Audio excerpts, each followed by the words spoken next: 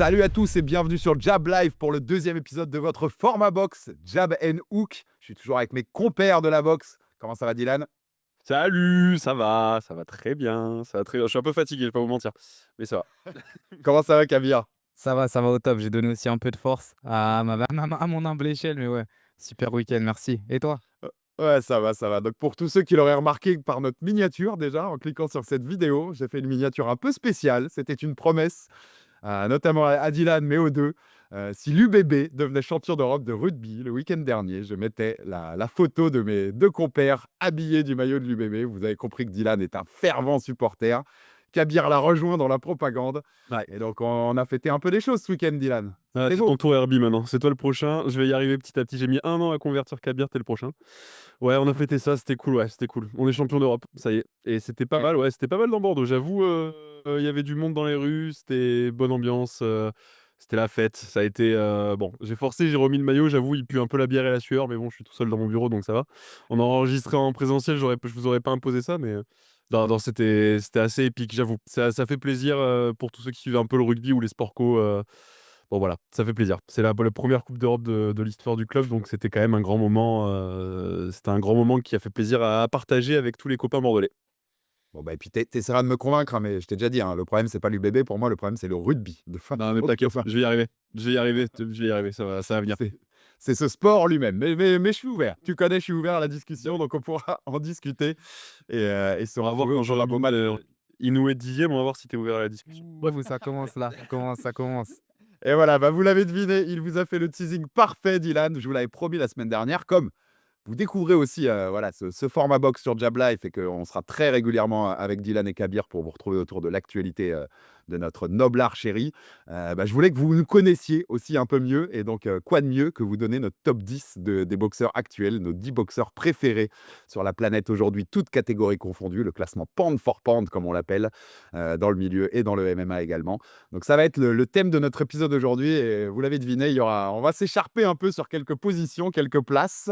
Mais c'est ça qui fait vivre le débat et c'est bon. Et vous l'avez vu sur la miniature, ça, on va répondre à cette question ultime. Alors, c'est qui le meilleur, les gars? C'est qui le meilleur? Et vous aurez la réponse à la fin de cet épisode. On va vous faire un top 10, donc on va remonter le top 10. Ça, c'est classique en commençant à la 10e place pour arriver à la première. Mais je voulais qu'on ouvre avec des mentions. Des petites mentions. Déjà, juste une petite parenthèse, mais vous me connaissez sur la boxe au Japon. Il n'y avait pas grand-chose en boxe ce week-end, mais il y avait une petite réu quand même du côté du Japon. Qu'on a pu noter avec Pedro Taduran contre Jinjiro Shigeoka, qui est un de mes chouchous en poids paille, le plus petit poids de la boxe. Et une victoire de Pedro Taduran, c'était la revanche et il a une nouvelle fois vaincu le japonais. Et Angelo Leo, qui a conservé son titre IBF en feather, en poids plume, c'était contre Tomoki Kameda. Vous savez, les gars, que c'est Kameda s'était imposé. Tu avais un fight de dingue à faire avec Naoya Inoue. Parce que la famille Kameda, c'est un peu les bad boys de la boxe au Japon. Et faire cette opposition-là pour un titre chez les Feather, donc une 5e catégorie pour Naoya, ça aurait eu de la gueule. Mais bon, Angelo Leo est un bien meilleur boxeur Ouais. Zeki Kameda, donc ça s'est réglé voilà, dans le ring. Logique victoire d'Angelo Leo. Et pour le coup, je ne sais pas si vous avez vu les images, mais moi, le Taduran Shigeoka, à la fin, Shigeoka, il sort sur une civière. Ouais. Il le C'est sort glaçant. hyper rapide. J'ai loupé. C'est glaçant. Tu as eu un moment, je te dis, en plus, c'est un boxeur que j'adore. J'étais pas bien devant l'écran pendant un bon moment. En plus, voilà, on sait que la boxe, hein, ça rigole pas. On le répétera jamais assez. On joue pas à la boxe. Et voilà, c'était des images glaçantes qui nous font toujours mal à voir. Mais en tout cas, voilà, c'était ma petite. Au milieu de tout ce que j'ai à faire en ce moment, les gars, c'était mon petit plaisir du week-end de voir un peu de boxe au Japon. Et ça retourne dans 2 jours, hein, enfin même au lendemain, puisqu'on sera diffusé mardi, nous, puisqu'on a Yoshiki Takei qui défend sa ceinture des bantams WBO. C'est ce mercredi au Japon. Et on a aussi Rikishi contre Nunes. Enfin, c'est une belle petite carte qu'on a au Japon. Donc, il y a pas mal de choses si vous aimez la boxe du côté du Japon. Rikishi en plus pour les fans de manga, Rikishi ça résonne quoi. Boxeur japonais Rikishi ça résonne vénère. Hein. Ouais. Un petit Tanojo, là, légèrement. Ouais. Et tout ça en attendant notre Nakatani Nishida qui arrive le 8 juin. Donc ça, Évidemment. comme d'habitude, c'est très florissant la boxe au Japon. Et c'est pas pour me déplaire, les gars. Avant qu'on rentre dans notre top 10, comme je vous le disais, quelques mentions. Donc c'est les mecs qu'on n'a pas mis dans notre top 10, mais qu'on a considéré ou qui n'étaient pas loin de faire le cut. Est-ce que vous en avez quelques noms à me donner, Kabir? Ouais, moi j'en ai quelques-uns et je vais directement lancer les hostilités. Gervonta Davis. En OK. plus, on s'était envoyé dans notre petit groupe en se disant: «Ah, j'espère que tu vas pas le mettre dans ton top», mais moi, en tout cas, moi, je le mets pas dans mon top et c'est vrai qu'on n'a pas pris le temps. Je pense qu'on prendra le temps aussi au fil de la vidéo de définir aussi à notre manière ce qui est un pound for pound, un combattant, genre l'un des meilleurs combattants pound for pound. Il y a plusieurs critères qui peuvent être pris en compte et qui sont différents en fonction, bah, de chacun. Mais le fait aussi, moi, il y a un gros critère qui est à prendre en compte, c'est le niveau d'adversité dans la catégorie et le fait d'avoir pris tous ceux qui sont dans ta catégorie, justement. Et on est dans une catégorie historique, finalement, dans la catégorie des poids légers, avec justement cette fameuse référence qu'on fait souvent à tort, à mon sens, aux quatre rois.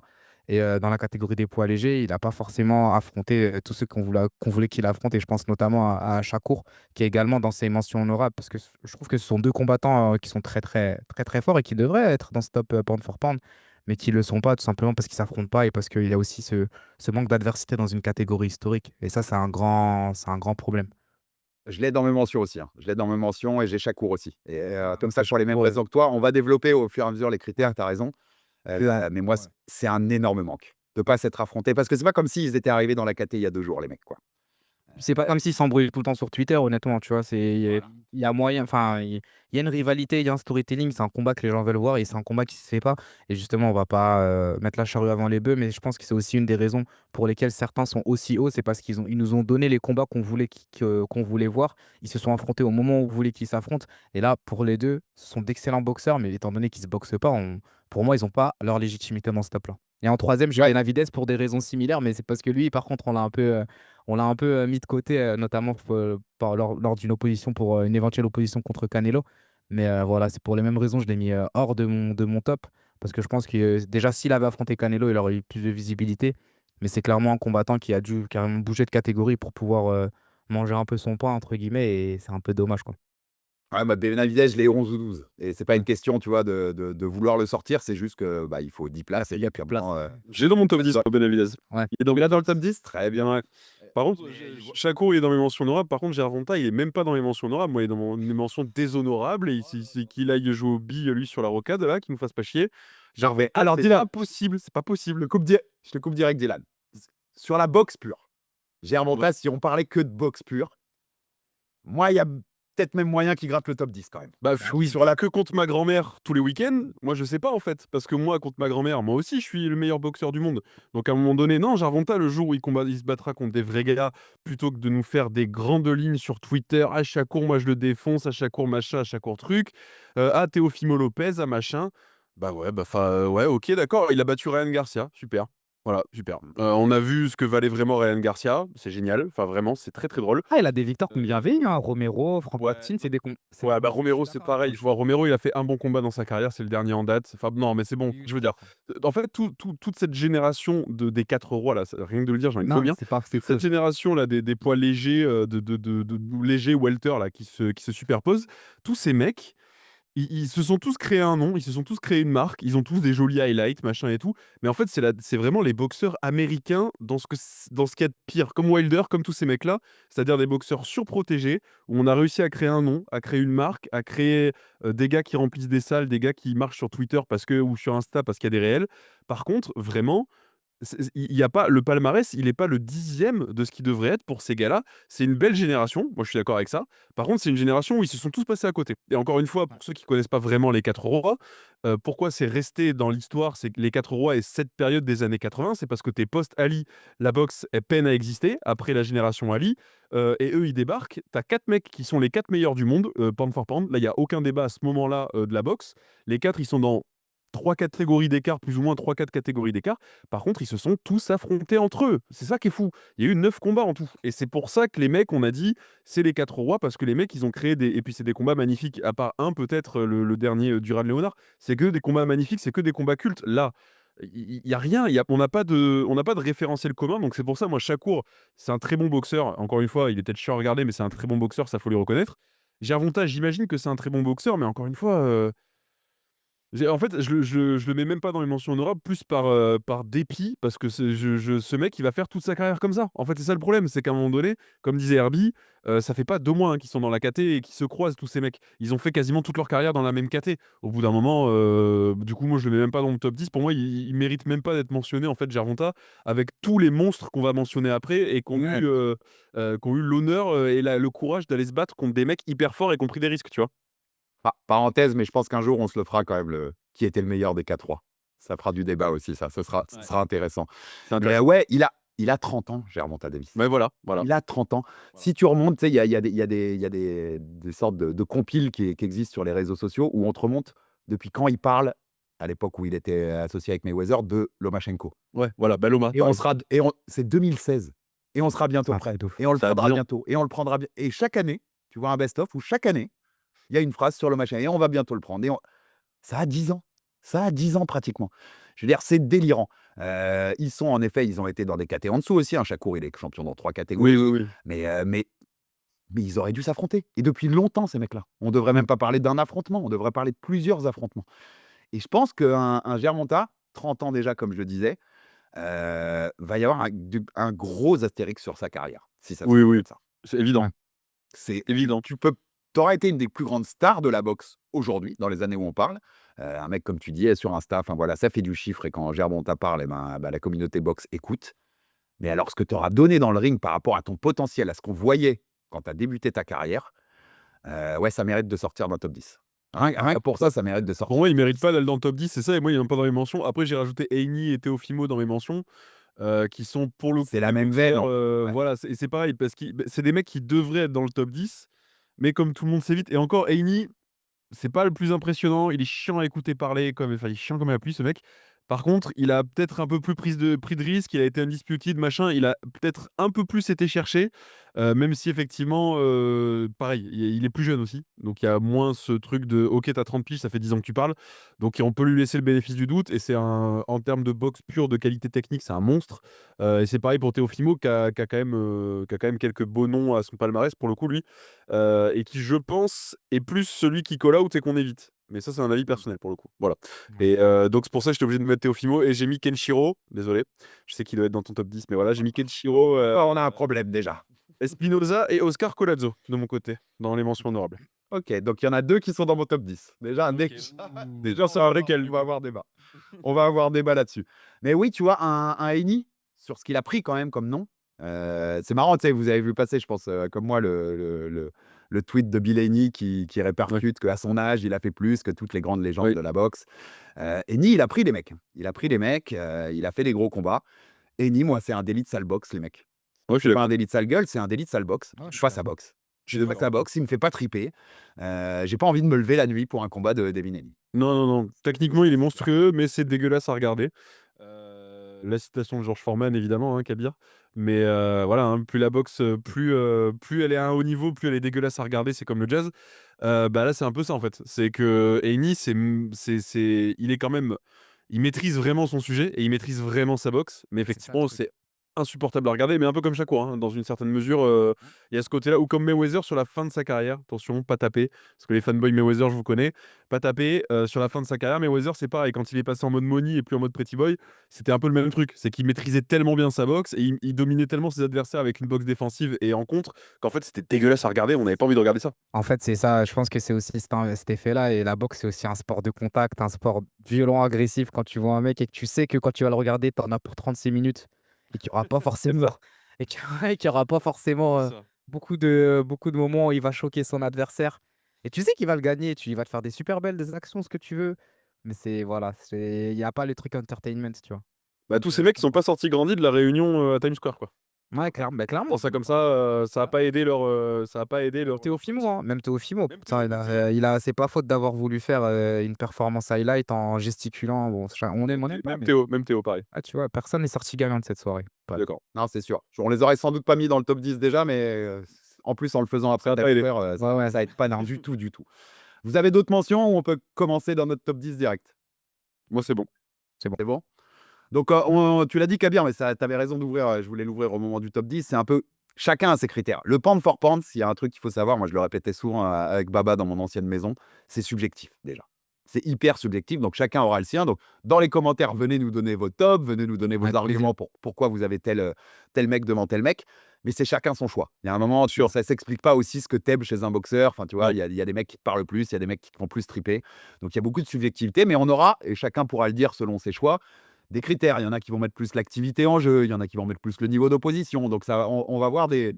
Kabir sourit parce qu'il sait que dans le top 3, il va y avoir des débats où le. Ouais, là, c'est pas revenir. J'ai peur qu'on fasse plus de temps sur le top 3 que que top, ouais. Mais voilà, donnez vos arguments au fur et à mesure, tu vois, pourquoi vous avez mis tel mec aussi. Ça peut être parce qu'il y a un argument plus fort que les autres. Donc, n'hésitez Ouais, bien pas, sûr. les gars, à donner sur tout ça. Numéro 10, Monsieur Dylan. Canelo Alvarez. En numéro 10, champion du monde dans 4 catégories, des super welter, donc 70 kilos, moins de 70 kilos jusqu'au mi-lourd. Donc j'aurais tendance à dire donc jusqu'à 80. Donc il y a 10 kilos d'écart entre ces deux poids de championnat du monde, en sachant qu'après, comme ça, que ça cut, etc. Il a battu Kovalev à l'époque où voilà, c'était quand même quelque chose. Et en fait, je le mets plus dans mon top 10, peut-être pas forcément pour son niveau actuel, mais plus par nostalgie de. Le mec est quand même encore aujourd'hui undisputed, même si voilà. Il défend sa ceinture malgré tout. Et c'est ce que je disais là sur la dernière vidéo. Moi, il y a un truc avec Canelo, c'est qu'il défend malgré tout sa ceinture contre ses mandatories, contre d'autres champions du monde, etc. Et que du coup, s'il a lavé la catégorie des super moyens à un moment donné, quand il a fait son run pour être undisputed la première fois, il a vraiment fait un run légendaire à ce moment-là, hein. Les Caleb Plant, les Billy Joe Saunders et tout, c'était phénoménal. Il a été chercher les ceintures une par une, que des invaincus. Il les a fracassés dans le ring à l'époque. Et vraiment, il les a fracassés. Enfin, il n'y a aucun combat qui n'est pas à sens unique. Je pense, Canelo, il y a tout ce truc avec Triple J. Je pense que les gens ont encore ce truc un peu avec le vol quand il y a bon, il y a un vol flagrant sur le premier combat avec Golovkin notamment. Donc les gens ont un peu perdu d'amour pour Canelo. Moi, je pense que Canelo, il est très important pour la boxe parce qu'il fédère à travers le globe. Pour moi, c'est lui, hein, le visage de la boxe. Quand il y a tous les débats, c'est qui le visage de la boxe? C'est Gervonta, c'est machin. Non, c'est Canelo. Canelo, il remplit des stades, au Mexique, il vend des pay-per-view partout dans le monde. Et surtout, je pense qu'encore aujourd'hui, même s'il baisse de niveau parce qu'il est encore relativement jeune, mais il a 70 combats pro à son actif, encore une fois, il est jamais inquiété par des mecs qui sont mandatory, qui sont champions du monde. Donc en face, on a l'impression que c'est des plombiers parce que, bon, ben voilà, mais c'est pas des plombiers. Et du coup, avoir ce niveau-là, après 70 combats, des guerres pas possibles, des coups dans la gueule de gars comme Golovkin et compagnie, de Kovalev, des bivols et tout, en être encore là, encore à ce niveau aujourd'hui, pour moi, ça force le respect. Je suis obligé de le mettre dans le top 10. Je le mets en bas parce qu'il est peut-être plus au niveau des mecs qu'il y a au-dessus, mais je le mets dans le top 10. Je voulais laisser le débat ouvert au moment des mentions, mais il est dans mes mentions. Ok. Il n'est pas dans mon top 10. Il n'est Non. pas dans mon top 10. Je Je pense qu'il y a comprends. quelques mois, je l'aurais encore mis. Et en fait, j'ai l'impression quand même qu'il y a une baisse de niveau qui est assez flagrante, enfin, sur moi, dans les derniers combats. Cette faculté qu'il avait à mettre la pression aussi sur le boxeur adverse, à lui avancer dessus et à l'obliger à jouer son jeu, bah, il n'en fait plus rien. Enfin, en tout cas, contre School, il en a pas fait grand-chose et dans les combats d'avant non plus. J'ai l'impression qu'une fois qu'il a été undisputed, et tu as raison, Dylan, ce run, il était fort d'aller chercher les 4 ceintures chez les super moyens. Une fois qu'il y a eu ça, et une fois que Bivol l'a un peu massacré quand même dans son objectif d'aller chercher dans la KT encore au-dessus, j'ai l'impression que, tu vois, il y a un truc qui s'est terminé. Et que c'était ses derniers gros objectifs en carrière et que depuis, tu as raison, il régale, il fait le taf, visage de la boxe. Il est là tous les mois de mai, tous les mois de septembre, dans les 2 grosses fêtes mexicaines. Il défend contre des mandatories, contre des champions du monde. Il fait le boulot. Il est undisputed, donc ça paraît même fou. Il a les 4 ceintures de ne pas le mettre dans le top 10. Mais sur son niveau le 26 mai 2025, au moment où on enregistre, j'arrive pas à mettre Canelo dans mon top 10. On va avoir une grosse réponse en septembre, hein. Ouais, c'est ce que j'avais. Oui, bien sûr, t'as raison. Et peut-être que je fermerai un peu ma grande bouche en septembre, tu vois. Mais Alex, ça, du coup, tu le mets au crédit. Enfin, tu penses que c'est Canelo en lui-même ou c'est son niveau d'adversité qui fait que tu le mettrais pas dans son top? Non, Dans ton c'est top? Canelo lui-même. Si c'était que l'adversité, je le garderais. Ouais, Ok, parce que justement, je rejoins souvent. il a baissé vraiment. Ouais, ok. Bah, c'est aussi ses adversaires. Enfin, ce que je veux dire, c'est que tu as le niveau d'adversité qui fait aussi que bah, il affronte Skull, Berlanga. Effectivement, ce sont des adversaires légitimes et mandatory, comme le dit Dylan. Mais c'est pas un adversaire qui peut te faire une trilogie comme Golovkin. Il a pu te la faire. Enfin, tu vois ce que je veux dire? C'est aussi ça. Je ne mets pas ça au crédit. Il y a la rouille aussi. Hein, je suis d'accord avec toi. Je suis d'accord avec toi. Mais Il est pas poussé dans ses retranchements, en fait. il n'est pas poussé. Voilà, exactement. En fait, on le met pas. Il n'a pas l'occasion de briller, quoi. Et je pense qu'il y a aussi le truc où il se rend aussi le combat tranquille. Et je suis presque sûr et certain qu'il pourrait chercher le KO ultra rapidement, qu'il pourrait aller faire la guerre. Mais il a pas envie de prendre de risques. Il déroule sa boxe comme il le fait. Et c'est vrai que c'est moins spectaculaire. Surtout que tu as l'impression, il y a vraiment le truc de rouille. Tu as l'impression qu'effectivement, en termes de pression, même en termes de volume, c'est plus comme avant. Mais je pense Bah, aussi. il boxe très physique, Canelo. Donc, effectivement, quand tu vieillis et que tu as pris des coups dans la gueule enfin, tu as fait 70 combats pro, il a quand même des grosses guerres à son actif, ce mec. Exactement. C'est moi, effectivement, C'est tu pas un raison. reproche, hein. T'as raison, Dylan. Moi, j'entends Ouais, tes arguments, donc c'est pas un reproche, mais c'est pour moi la réalité de ce qui se passe maintenant. factuellement, il ralentit, je suis d'accord. Ouais, pour Ok. Canelo. On n'a plus ce Canelo qui, comme tu disais, tu vois, Kabir, dans cette faculté à aller mettre la pression, à t'avancer dessus, à couper ce ring et aller vraiment te chercher et mettre ce volume en plus. Il n'y a plus ça. Ouais, Et je suis d'accord. vous savez comme j'aime Bruno, mais Bruno Suras, 6 mois après, a mis KO Monguia. Ce que Canelo n'a pas fait. Ah, c'est ça. Moi, je suis d'accord avec toi. Après, est-ce que Tu vois, Mouglia arrive pas un peu plus les mains dans les fouilles sans doute, sans doute. pour Suras que Canelo? Est-ce qu'il Le est pas... menton est plus à l'air, le menton Voilà, est est-ce plus qu'il est pas il est peut-être pas dans la même démarche? Après, effectivement, je suis très content que Bruno ait réussi à faire ce que Canelo a pas réussi, parce que du coup, ça lui a pris, enfin, il a certainement pris un gros chèque pour la revanche, donc c'est exactement ce qu'il fallait. Mais je pense que Canelo, et c'est exactement ce que disait Kabir, je pense qu'il a un point de sa carrière où maintenant il fait le minimum. Typiquement, je pense à Ryder, son combat contre Ryder. Moi, j'avais trouvé Canelo impressionnant de facilité en fait. C'est-à-dire que tout ce qu'il voulait passer, bah ça passait. Et que du coup, bah, Ryder, il va jamais au tapis. Alors il a le nez cassé, il a tout cassé le gars, mais il va pas au tapis parce qu'il veut quitter le ring comme un guerrier, il veut partir debout. Mais Canelo, dès qu'il accélère, dès qu'il veut passer un gros coup, dès qu'il veut être dur, dès il y arrive en fait. Et j'ai l'impression que je suis d'accord avec Kabir que son adversité fait que il élève pas son niveau parce qu'en fait ça suffit et donc du coup bah c'est vrai que quand ça suffit t'as pas envie de te fatiguer, il combat 2 fois voire 3 fois par an. Pourquoi t'aurais envie de te fatiguer à son âge avec l'argent qu'il a et tout? Je pense qu'il fait le minimum et peut-être que psychologiquement effectivement la défaite contre Bivol l'a un peu marqué.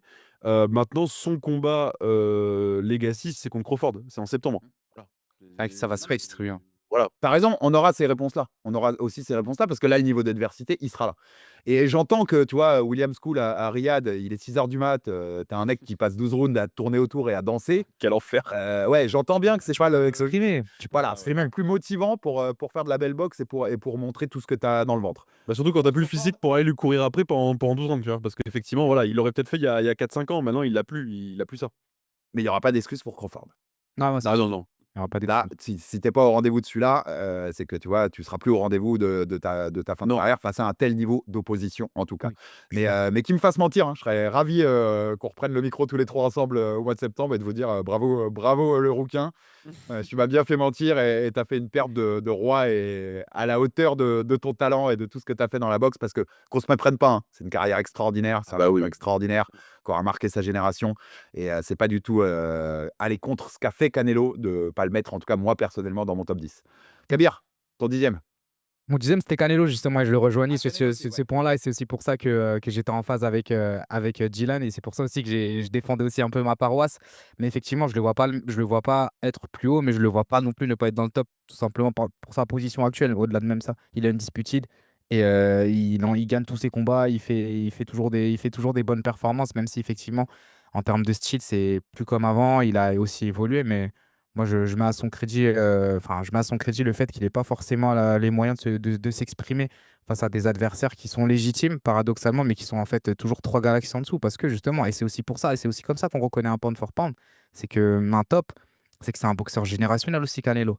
Et certainement pas de cette génération, mais il est plutôt sur la fin, mais ça reste un boxeur générationnel. Donc je le mets 10e aussi. Hein, mais je vous entends, hein, et ça c'est pas une dinguerie de l'avoir 10, mais ouais, c'est aussi mes critères, en fait, moi, qui seraient vraiment, au moment où on parle, les meilleurs boxeurs, ceux qui me font le plus kiffer, Ouais, ouais. qui me donnent Oui, bien sûr. la boxe qui me remue le plus les tripes, Bon, et il est pas dans mes 10 à ce niveau-là. Mon 10e, Dylan, vas-y. c'est Jaron Boots Ennis. Il est plus haut, moi. Il est plus haut. Mais je suis content que ce soit ton top 10 déjà. Alors, bah, on va être clair. Il y a quelques mois, on a eu un débat d'ailleurs, on avait eu un débat sur les réseaux là-dessus. Je le trouvais surcoté. Je trouvais qu'il était beaucoup plus, mis en avant que ce qu'il me montrait dans le ring. Et puis il y a eu Stanionis. Et c'était un peu un débat qu'on avait eu, souviens-toi Dylan, à se dire, et je suis content d'avoir eu raison là-dessus, je pensais que Boots, c'était quelqu'un, il lui fallait de l'adversité en face, Ouais. pour réveiller vraiment le boxeur qui est en lui. Ouais, t'avais entièrement bon. raison pour le coup, ouais. Effectivement, parce qu'il a fait la prestation de sa vie contre la meilleure adversité de sa vie, en fait. Donc, du coup, Exact. voilà. Et il m'a montré tout ce qu'il faut me montrer, moi, pour être dans de ce top 10 pound for pound. Et c'est un boxeur que j'ai envie de revoir très vite dans le ring. Au Exactement. mois de novembre, quand il était sur la même carte que Bam, j'avais été très déçu de sa Ah performance, oui, oui, contrairement ça à va ce être une qu'avait fait Bam catastrophe. dans le co-main event. Catastrophe. Et là, j'ai pas de souci. Il est au niveau. C'est un champion qui a encore de l'avenir, qui a encore des très très beaux combats à faire, surtout dans ces KT quand ça va monter en super welter. Hein. On sait à quel point il y a des tueurs dans cette catégorie-là. Et ouais, non, son niveau m'a impressionné contre Stanionis. Donc, mea culpa et top 10 pound for pound. Magnifique. Ah, on accepte. De toute façon, on va en reparler un peu plus haut, c'est ça, Dylan? Ouais. Donc, je laisse la discussion ouverte et on replongera dans le Boots. Tu l'as aussi, Kabir? Ouais, je l'ai et bah, transition, moi je l'ai en 9e. En fait, je l'ai en 9e et pour, rajouter un peu plus de détails, je le mets pas plus haut par rapport à un critère qui pour moi encore une fois est assez important, c'est l'adversité et la caté dans laquelle, tu as et les et ou les catégories dans lesquelles tu as pu t'exprimer au cours de ta carrière. C'est vrai que pour l'instant, Enis, il est pas facilité non plus par la catégorie dans laquelle il est, mais je pense qu'il a de belles perspectives pour la suite. Je le vois bien, nettoyer tranquillement comme il le fait la catégorie des welter et puis monter doucement, doucement. Il a que 27 ans, donc il a encore, une bonne, limite une bonne dizaine d'années si tout se passe bien, pour pouvoir, faire sa legacy et trouver les combats qu'il aura et ça, il a la place pour. En termes de style, c'est l'un de mes préférés par contre. Donc dans le top 10 en termes de style, pour, quand tu bien la belle boxe, des mecs qui boxent bien, qui mettent la pression. Switch hitter, on aime beaucoup, on en parle avec Dylan. C'est un combattant qui est capable de boxer droitier comme gaucher, qui met la pression, d'un point de vue offensif et même défensif, je sais pas, on dirait que c'est naturel alors que tu sais que c'est des années d'entraînement derrière et moi, il y a un critère, c'est un peu la magie même dans tous les sports, même le foot c'est de voir quand tu vois quelqu'un qui fait quelque chose d'extrêmement difficile avec une facilité et en fait, ça a l'air facile et tu sais, Canelo, ça faisait un peu ça il y a quelques années, même Mayweather, il y a encore plus de temps. Mais quand tu vois quelqu'un boxer et que tu as l'impression que c'est facile ce qu'il fait, alors que quand tu as la réalité de l'entraînement, ou même quand tu vois les autres, il y a une grosse différence. Ben, Dédicace à Mathieu Jalibert, du coup. Pardon. ouais, voilà, moi, je Qui rend tout facile. j'imagine que c'est ça, tu vois. Ouais. Mais Ils adorent la boxe en plus. ouais, ouais, et il y a ce truc-là. Et en fait, Enis, il a clairement, à mon sens, dans mon top 10, c'est l'un de ceux qui est un peu un magicien. Et je suis juste pressé de le voir contre beaucoup d'autres adversaires et dans d'autres catégories. Et j'ai envie de le voir amasser les titres. Il est toujours au top. Et puis, je pense qu'il est même pas encore à son prime. Donc, il y a que de belles perspectives. Donc, 9e, à mon sens, 9e sans débat. Enfin, pour moi. Tu as cité Switch hitter. En plus, moi, j'avoue, hein, après Stanionis, j'avais beaucoup plus envie qu'avant. Ouais. J'étais beaucoup plus frustré de ne pas avoir vu Crawford Dennis. Ah bah là, mais ça, j'en ai même pas, moi. Hein. C'est le fight, c'était un fight. Alors, je pense que, enfin, bon, je l'ai un peu plus, moi, Boots, mais je pense que Crawford aurait donné une leçon à Boots. Parce que l'expérience des grands rendez-vous, parce que l'intelligence, parce que moins de fougue, beaucoup plus de raison. Et que du coup, je pense que Crawford aurait vraiment. Ça aurait été le Canelo Mayweather de cette Ou génération. Crawford Spence, en fait. Ah, La même chose que Spence. ouais, mais à Crawford Spence, mais un peu même, même expérience, un peu même âge et tout. Vraiment le côté le vieux daron qui vient donner une leçon au petit jeune et qui lui dit bah écoute, c'est comme ça qu'on boxe en fait. T'es très bon. Par contre, t'as encore beaucoup de choses à faire et du coup vraiment un côté Mayweather Canelo, tu vois. Je pense que Crawford aurait donné une leçon de boxe à Boots, alors que j'adore Boots vraiment. Et effectivement, ils ont un style qui se ressemble. Déjà, le côté switch hitter, le côté esthétique, tout ça. Mais je pense que Crawford, il aurait été à des galaxies au-dessus à ce moment-là. Et Boots, par contre, c'est frustrant de ne pas l'avoir vu parce que, effectivement, en termes de qualité de boxe, ça aurait été quelque chose quand même. Hein. Ouais, ça aurait été un beau combat, une belle partie d'échecs, c'est sûr, mais bon, après, on verra, on parlera de Crawford un peu plus tard. Oui, Oui, j'imagine, pour tout le monde. Oui. mais en tout cas, oui. Et puis, on sent de toute façon, Crawford, il va monter à 168 pour Canelo. Oui. Ça redescendra pas. Donc, on l'aura pas ce combat-là. Non, on l'aura plus jamais maintenant, c'est bon, c'est Un prêt. what if, hein, ça reste un what if, en fait. Ouais, c'est un what if. Mais C'est pas la même malheureux. génération, ils ont 8 ans d'écart, enfin, tu vois, c'est toujours pareil. Bon, voilà. Non, mais il y aurait eu une belle. Même si je suis assez d'accord avec toi, Dylan, moi, j'aurais mis Crawford large favori. Il y avait une sorte de passation de pouvoir, enfin, tu vois, de trucs entre ces deux générations-là. Ça aurait été cool d'avoir ce duel américain ou américain. Ouais, une sorte comme Benavidez, Canelo, tu vois, c'est des combats qu'on n'aura pas, mais qu'on aurait kiffé voir parce qu'on sait que stylistiquement, ça aurait été dingue. Mais bon, après. Très belle transition. Mon numéro 9, c'est Benavidez. Les passes D, mais ce qu'on voit, ça se voit que ça fait longtemps qu'on fait des vidéos. Ouais, ça se voit que ça rebondit. Ça se voit que ça Pour les commentaires, personne connaît le top des personnes là. Donc là, on Je pense que Exactement. On se fait pas donner. Benavidez, je pense que c'est important parce que on va parler d'un des critères du coup pour moi, du truc pound for pound. Il y a le truc du poids, du coup.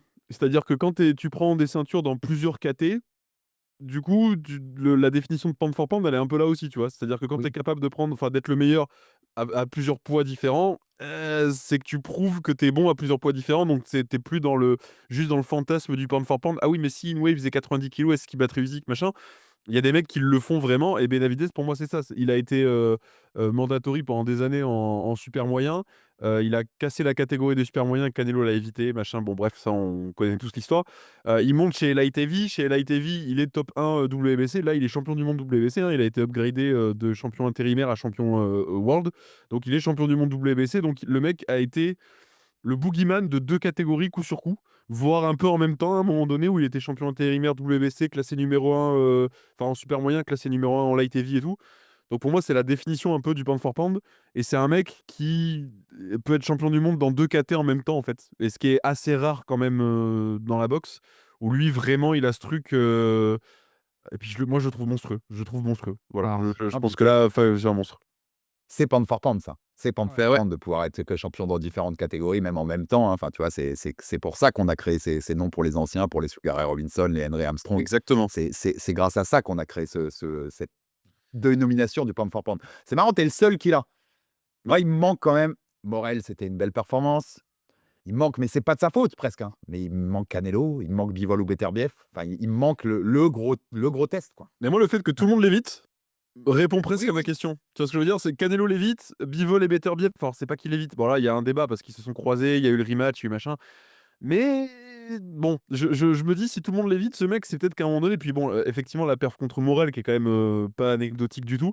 Non. Je pense vraiment que Benavidez, en fait, c'est ce qu'on en parlait avec Kabir de ça par rapport à quand on avait fait le débrief de Beterbiev Bivol. Sur en fait, dans ce KT, à l'instant T, qui est-ce qui peut aller challenger Bivol à part Beterbiev? Du coup, il y a que Benavidez qui peut aller le chercher.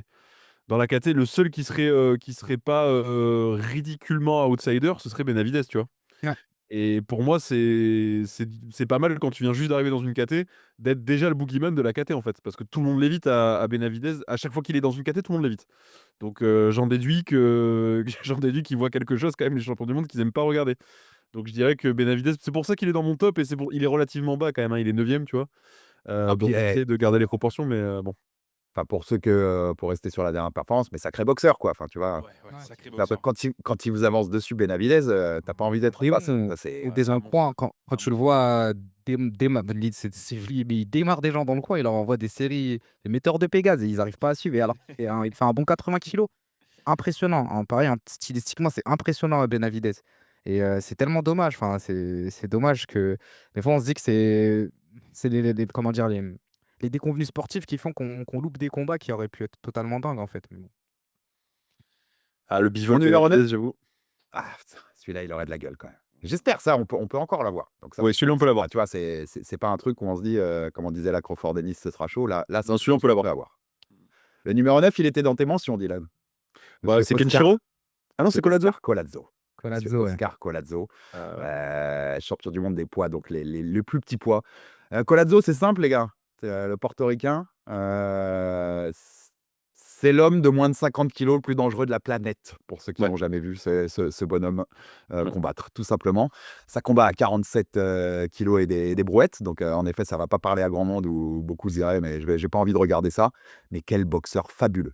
Souspot, gaucher, qui vient d'unifier la catégorie, champion du monde à 2 ceintures, champion The Ring aussi, ce qui était, voilà, qui pour les poids mini est historique, pour les minimum weight. Il sait tout faire. C'est simple, Oscar Collazo, si t'aimes la boxe, il sait absolument tout faire. Offensivement, c'est une machine. Défensivement, c'est hyper efficace aussi.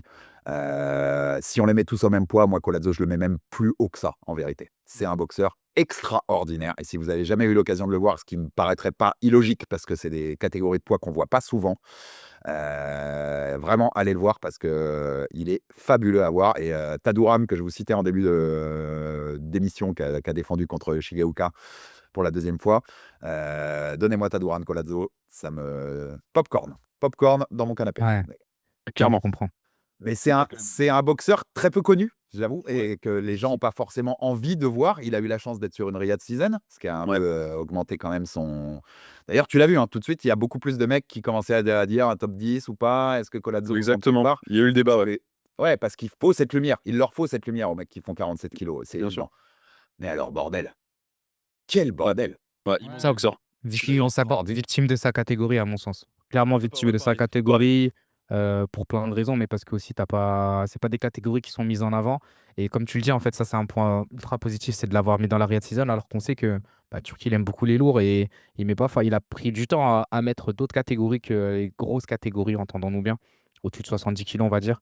Et donc, c'est bien qu'il ait mis sur la Riyadh Season et on espère qu'il va pouvoir aussi, lui, s'illustrer, comme tu le disais, avec des belles oppositions. Mais je pense que le fait que quand dans ta KT, tu n'as pas forcément moyen d'être mis en avant, c'est compliqué. Et moi, mon huitième, il est totalement dans ce point-là. Donc, Mais c'est, tu vois, dans cette catégorie poids minimum, par exemple, un Finito Lopez, il a fallu qu'il aille 51-0 et ce que j'allais c'est une carrière de malade mental pour que les mecs se disent attends, en fait, Finito Lopez, on n'est pas sur un des meilleurs boxeurs de la planète là. C'est les catégories où c'est très compliqué. Ouais, c'est très compliqué. Et même aujourd'hui, tu vois, enfin, c'est vrai que je pense à Finito Lopez où tu te dis, il a galéré et pourtant on va lui mettre à son discrédit le manque d'adversité. Mais en fait, c'est lui, littéralement un pound for pound aussi. Tu te dis, mais même s'il faisait 70, même s'il faisait 80, même s'il faisait 63, il aurait tout arraché, quoi. Non, j'allais dire Collazo, tu le mets chez les welter, il est top 5 temps fort pendant. Ouais, voilà. Oui. Tu vois, aucun débat. Hein. Mais Finito Lopez, moi, c'est un des boxeurs les plus extraordinaires que j'ai vu. Oui, pareil. Jab invisible. Le fameux jab invisible. Extraordinaire. Pareil. Mais Finito Lopez, un des plus grands de tous les temps, mais pareil. Comment tu te situes dans des mecs qui ont été tellement médiatisés, que ce soit chez les poids moyens, les poids lourds, les machins, c'est hyper difficile du coup d'exister dans les classements pound for pound de tous les temps, tu vois. Sugar Ray Robinson était peut-être l'exception parce que c'était à l'époque où les catégories moyennes étaient peut-être moins visibles, tu vois. Donc lui, il a réussi à créer de la visibilité sur les catégories un peu plus légères. Mais sinon, globalement, ouais, des mecs comme Finito Lopez et tout, c'est difficile c'est difficile de nier leur talent et en même temps, c'est difficile de les mettre dans des classements pound for pound. Enfin, c'est ça qui est un peu ça. C'est très.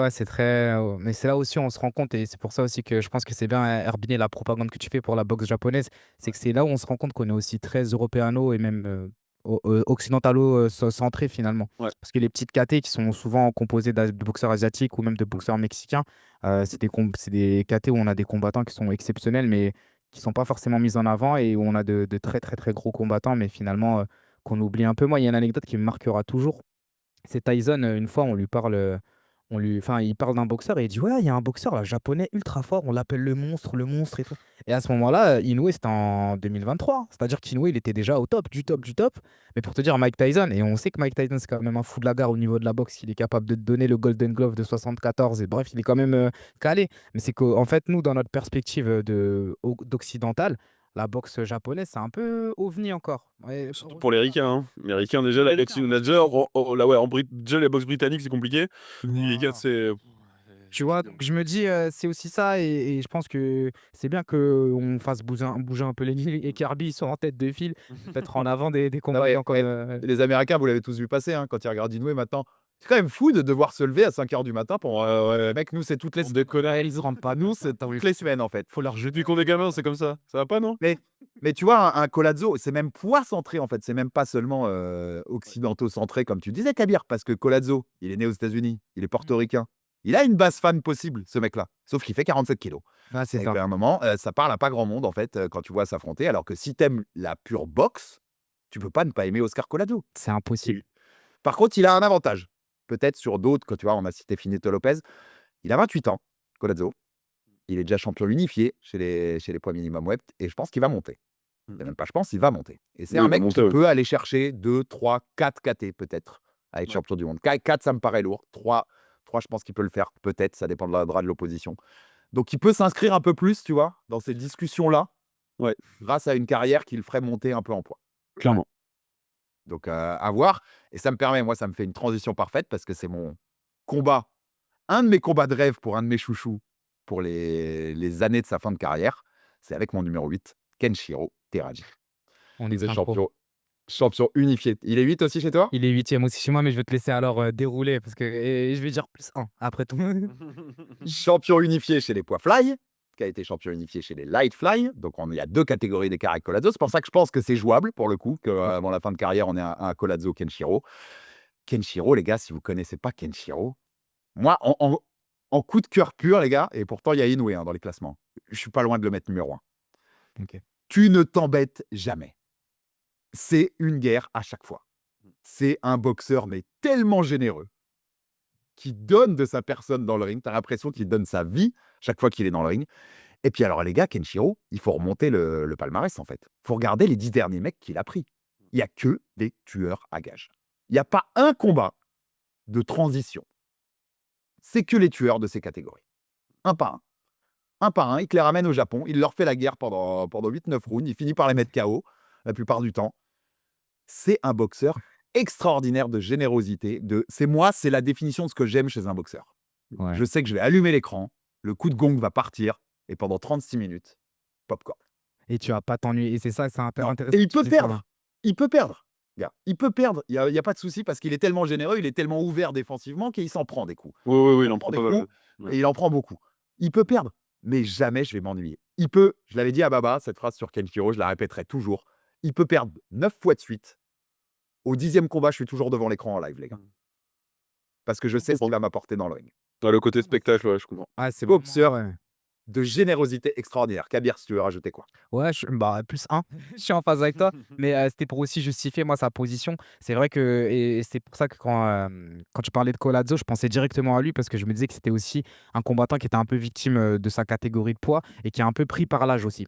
Dans le sens où lui, il a eu une montée qui a pris aussi du temps et qu'il est beaucoup resté chez les Fly, qu'il a été aussi victime de l'ombre enfin, de la lumière plutôt d'Inoue, mais c'est un combattant qui est effectivement, hein, sur les 5-6 dernières années, la période moi, c'est plus après Covid et après, une grosse propagande que tu as fait, faut l'avouer, que j'ai pu, découvrir et que j'ai fait un rattrapage et comme tu dis, en fait, tous ces combats, c'est pas un gars qui va te mettre KO au round 1 ou 2 comme Inoue il fait des fois, avec sur une mais en fait, tous ces combats, il va matraquer, matraquer, matraquer jusqu'à ce que le mec il tombe et c'est à toi, à moi et c'est le plus fou qui reste debout et visiblement, c'est toujours lui le plus fou parce que même s'il a perdu qu'une fois, à chaque fois, il fait les mêmes combats et je pense que les gens, ils arrivent pas à trouver la solution à l'équation et c'est juste aussi qu'il a un style, il a, je pense, 18 ou 19 poumons à peu près et il arrive à avancer comme ça pendant plusieurs rounds et en plus, ce qui est intéressant, c'est que les combats sur les rounds, il peut perdre des rounds, il peut en gagner d'autres. En fait, c'est pas forcément, il va te rouler dessus pendant 30 minutes. Il peut aussi, des fois, comme tu le dis, avoir des failles et des fois se mettre dans des sacrés pétrins. Mais à chaque fois, c'est ultra, ultra plaisant à voir et c'est l'action fighter par excellence,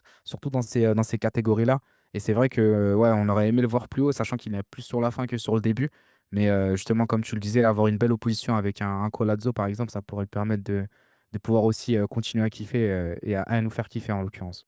De toute façon, rien qu'en fly, là, tout ce qu'il peut faire, enfin, c'est une dinguerie. D'ailleurs, c'est un peu ce que je disais sur son adversité.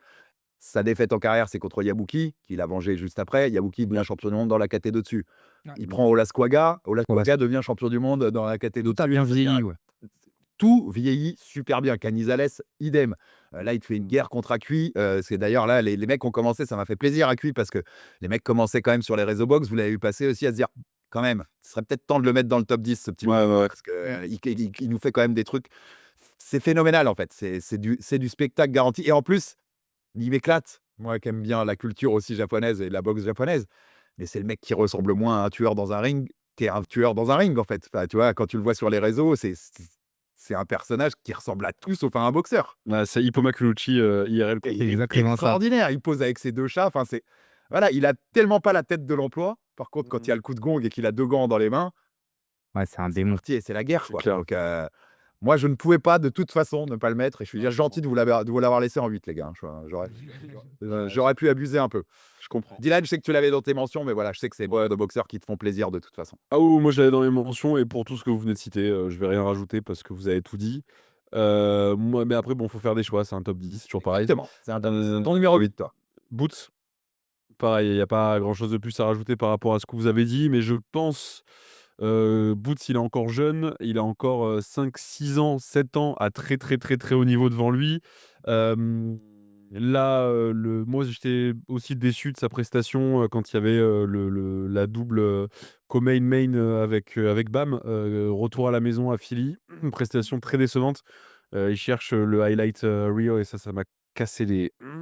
Là, contre Stagnonis, il fait un vrai combat et il montre exactement pourquoi moi, ça fait partie de mes chouchous. Donc maintenant, je veux le voir grimper parce qu'en welter, il va vite se faire chier. Enfin voilà, je pense qu'il faut qu'il grimpe, il faut qu'il aille chez les super welter. Je veux le voir commencer à unifier. Déjà, tu vois, il a unifié IBF, WBA avec le Stagnonis. continuer à unifier ou chercher l'undisputed en welter ou unifier plus haut, peu importe, il a le temps. Mais là, maintenant, je veux le voir que dans des combats en jeu. Je veux plus des combats de transition, je veux plus, il y a trop de talent, trop de star power aussi, parce qu'il a une boxe, et une personnalité qui peut vendre des tickets. Donc il faut absolument, enfin il faut capitaliser là-dessus. J'espère que Eddie Hearn, va pas faire n'importe quoi. Bon, Eddie Hearn, c'est un peu un lancer de pièces. Des fois, il a une gestion de carrière magnifique avec ses boxeurs et des fois, il gâche des talents. Donc j'espère que voilà, j'espère que Boots, on va le voir que dans des gros combats maintenant. Je veux que ce soit événementiel. Je veux me lever la nuit, avec envie pour regarder les combats de Boots et pas me dire: «Bon, bah, c'est Boots, j'adore sa boxe». Parce que voilà, après ça, c'est subjectif et moi, son style de boxe, ça, c'est la boxe qui me parle, ça. Voilà. Boots, c'est, déjà, moi, Switch Eater, c'est bon. Je voilà, je suis dans le truc. Donc non, ouais, Boots 8e. Et on sait une KT intéressante pour nous les Français, hein, Oui, Souleymane Sissoko, David Soublé, Capo, enfin, bien sûr. c'est une KT où nos Français brillent assez. Si mon plan machiavélique marche bien, j'espère bien que Jin Sasaki va aller prendre la ceinture à Norman et Ouais, que derrière, ouais. pourquoi pas faire un Boots contre Sasaki? Petite undisputed. Ouais. Voilà, vu le côté généreux des deux, Ce serait un très beau combat. Ce serait un très beau combat. Boots exploserait Sasaki, hein, j'ai Ah beau bon? aimer le Japon, ouais. J'ai beau aimer le Japon, il l'exploserait. Mais alors par contre, on va s'éclater. Le temps que ça dure, on va s'éclater, ça c'est évident. Très beau combat. Donc oui, de toute façon, vous avez vu, hein, en fait, 19-8, on tourne vachement autour de noms en commun, mais qu'on met après selon notre subjectivité, qui on préfère, qui on machin, ou le respect que vous avez pour Canelo. Écoute, que j'ai Ah, là, ça devient intéressant, là. Je pense à partir du Là, 7. ça va. Ouais. Ça se devient plus intéressant. Ouais. Numéro 7, messieurs. Dylan. Nakatani. OK. Idem. Idem, Nakatani aussi. On a les 3-7 pareil? OK. Bon, magnifique. C'est 7. Ouais. Ok. Magnifique. Intéressant. Ok, on te laisse à toi l'honneur, hein, du coup, pour parler de. Plus on va monter, plus on va en avoir en commun, à mon avis, Oui. sur certaines places. Mais intéressant qu'on ait tous Nakatani 7. En fait, Nakatani 7, je trouve, c'est le parfait mec qui fait la transition entre les absolus tueurs qui sont dans les 6 premières places Ouais. et les mecs qui sont derrière. Ouais. Pourquoi il fait cette transition-là? Parce que Nakatani, il est là, moi j'adore parce que c'est une dinguerie. Je suis encore sur le cul que ce mec-là ait pu faire flyweight à un moment. Oh, se voit son corps. C'est une folie furieuse qu'il ait fait flyweight. C'est un mec qui, dans le physique, dans les catégories dans lesquelles il est, lui donne un avantage énorme et dont il sait très bien utiliser. J'adore sa boxe en explosion, la façon dont il explose sur les mecs quand il rentre. Son punch aussi, hein, Moloney pourrait vous en parler. Mais voilà, il a beaucoup, beaucoup de qualités. Par contre, clairement, il me manque la victoire référence. Je peux pas le mettre plus haut. Ses qualités Ça de viendra. boxeur me disent qu'il est extraordinaire. Je vais kiffer de malade de le voir contre Nishida, qui est sa première gros test C'est ce d'unification que j'allais te dire. en juin au Japon et qui, à mon avis, est la plus grosse opposition qu'il ait eu pour l'instant, parce que Nishida, c'est pas de la blague quand tu connais Non. la boxe japonaise, pas du tout. Mais il me faut Inoue. Il me faut Inoue. Il me faudra peut-être Bam. Je sais pas s'il les perdra les deux d'ailleurs, hein, ça se trouve, il fera les deux, il perdra les deux.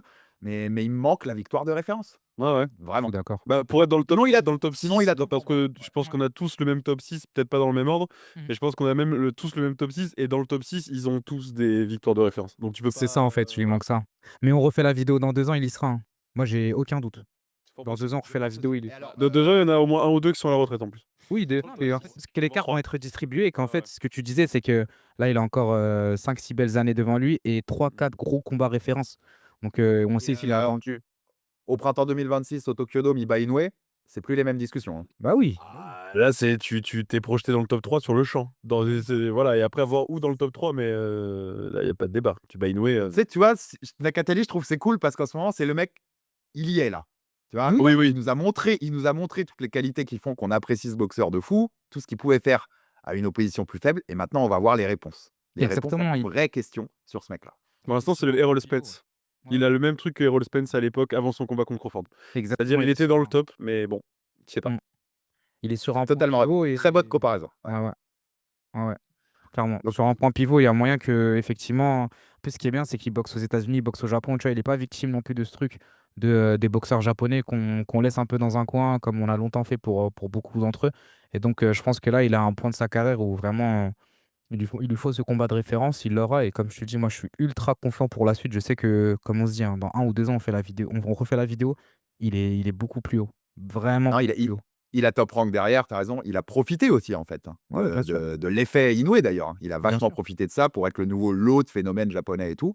Mais oui, il y a des réponses à des questions qui vont arriver bientôt, et à commencer par Nishida au mois de juin.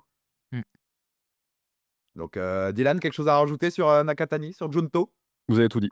Moi, j'aime bien l'appeler Junto par principe. Voilà. C'est tout ce que je rajoute. Comme un Mexicain. Voilà, il est mi-mexicain, mi-japonais. Voilà, classe. Non, c'est vrai, par rapport à un japonais classique, son parcours, il est tellement fun. Il est aux États-Unis à 15 ans, il s'entraîne avec Rudy Hernandez. Rudy Hernandez, la parenthèse, mais ça m'éclate tous les week-ends. Bah, Rudy Hernandez de l'appeler Junto, du coup, j'imagine, tu vois. Je pense. Et ça m'éclate tellement de voir Rudy tous les week-ends faire Cutman à l'UFC. Et tous les commentateurs ou tous les gens qui regardent l'UFC ne savent absolument pas qui est en train de faire Cutman. C'était le Cutman de Manon contre Valentin. Ouais, c'est ça, Ouais, c'était ça. On ouais, s'était ouais. envoyé un message, tu te rappelles, c'était où? Incroyable, ouais. Et ça me fait marrer que les gens ne savent pas qui fait le Cutman à ce moment-là. Ils se disent ça doit être un mec lambda, un Ouais, latino c'est ça. lambda. Non, non, les gars, c'est Rudy Hernandez. C'est Olasquaga, c'est Nakatani. Enfin, il y a du monde, hein. Oui, oui. Bon, bah, on est tous d'accord. Donc, on va passer sur le top 6. Je pense que tu as raison, Dylan, qu'on a les mêmes 6. L'ordre va peut-être être différent. En 6, vous avez qui, messieurs? Beterbiev. Beterbiev aussi, Kabir? Non, moi, je pense qu'on va switcher Dylan et moi. Moi, c'est Bam. Ah non, il part numéro 6. Bam Ok, numéro moi 6. j'ai Beterbiev aussi, comme Dylan. Ok. Intéressant, Kabir, avant qu'on passe sur Beterbiev, mais dis-nous, Bam, Bah, il nous je l'ai manque. plus haut. Pourquoi tu l'as Ouais. pas plus haut? Ma question, ce sera ça. Pour la réponse, enfin pour la raison qu'on a dit pour Nakatani, je pense que Bam, en termes stylistiques de combat, d'opposition, il a tout ce qu'il faut, mais il faut refaire la vidéo dans 3 ans pour l'avoir plus haut. Enfin, même pas 3 ans, 2 ans ou 1 an. Mais ce que je veux dire, c'est que il lui manque ce combat de, entre guillemets, référence, même s'il prouve, il lui faudrait peut-être effectivement plus de gros combats, et ça, j'ai confiance. Mais il est aussi à ce point pivot, je pense, de sa carrière, sachant qu'il est encore plus jeune que Nakatani et qu'il a encore plus de temps devant lui. Je sais qu'il sera top 2, top 1 dans quelques années, mais aujourd'hui, faut qu'il arrache une vraie tête, parce que jusqu'à il y a 1 an, c'était le Legend Slayer finalement. Et à chaque fois qu'il battait un mec, on disait ouais, mais de toute façon, non, mais c'est un ancien, ou celui-là, il est plus vraiment dans le coup, il l'a pas pris à son prime. Là, ses dernières performances, elles ont parlé pour lui. Et en l'occurrence, là, je me dis que ouais, c'est vraiment le combat référence qui lui manque. Et j'ai confiance, pareil, un peu comme Nakatani. Estrada, ça t'a pas suffi? Non, Estrada ou Edwards? Ce que j'allais dire. Estrada.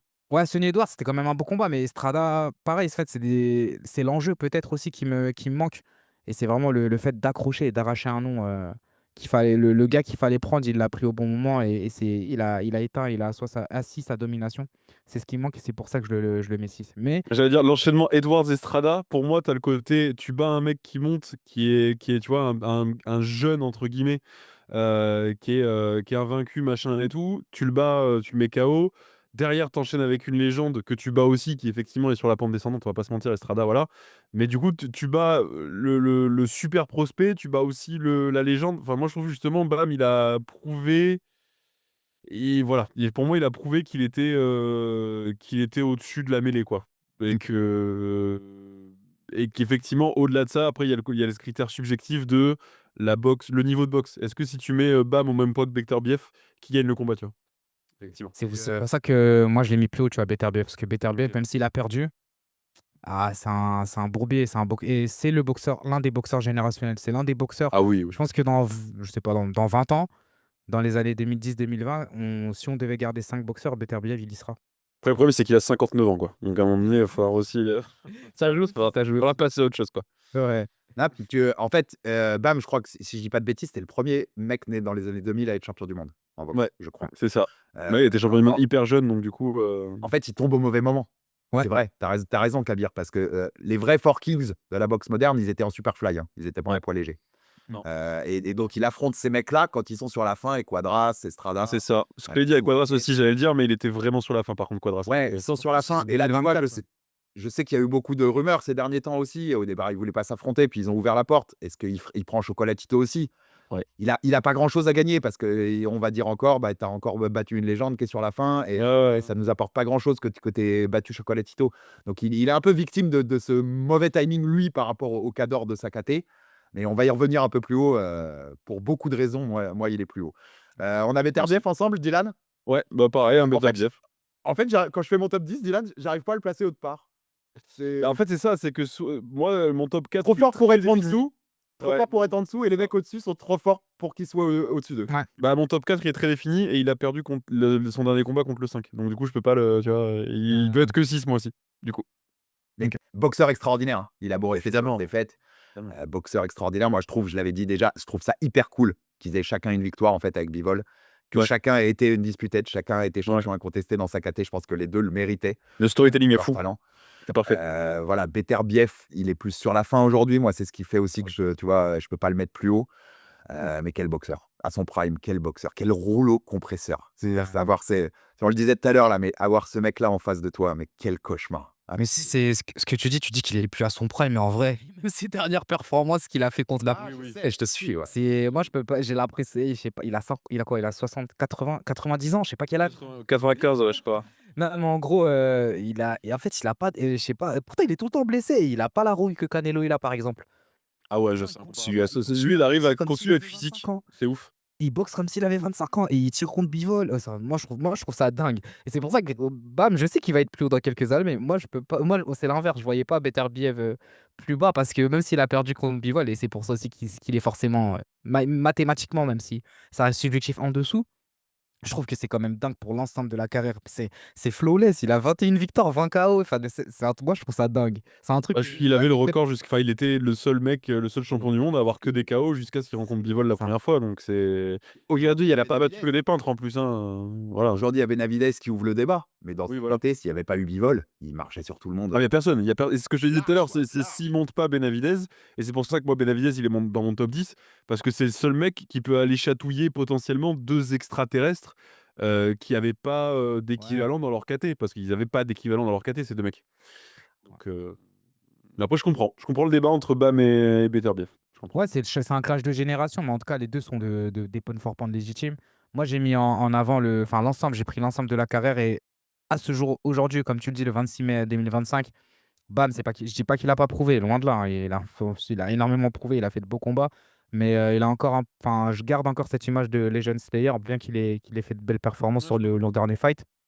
Alors que Beterbiev, il a fini le jeu en fait. Il a fini le jeu et il est encore là. Et le truc, c'est que ses performances, tous ses combats, encore aujourd'hui, t'as du spectacle et tu peux que apprécier. Donc moi, je le mets au-dessus de Bam pour cette Ça se tient. raison. Après, il a été champion du monde que dans une catégorie, Beterbiev. Moi, c'est mon seul truc.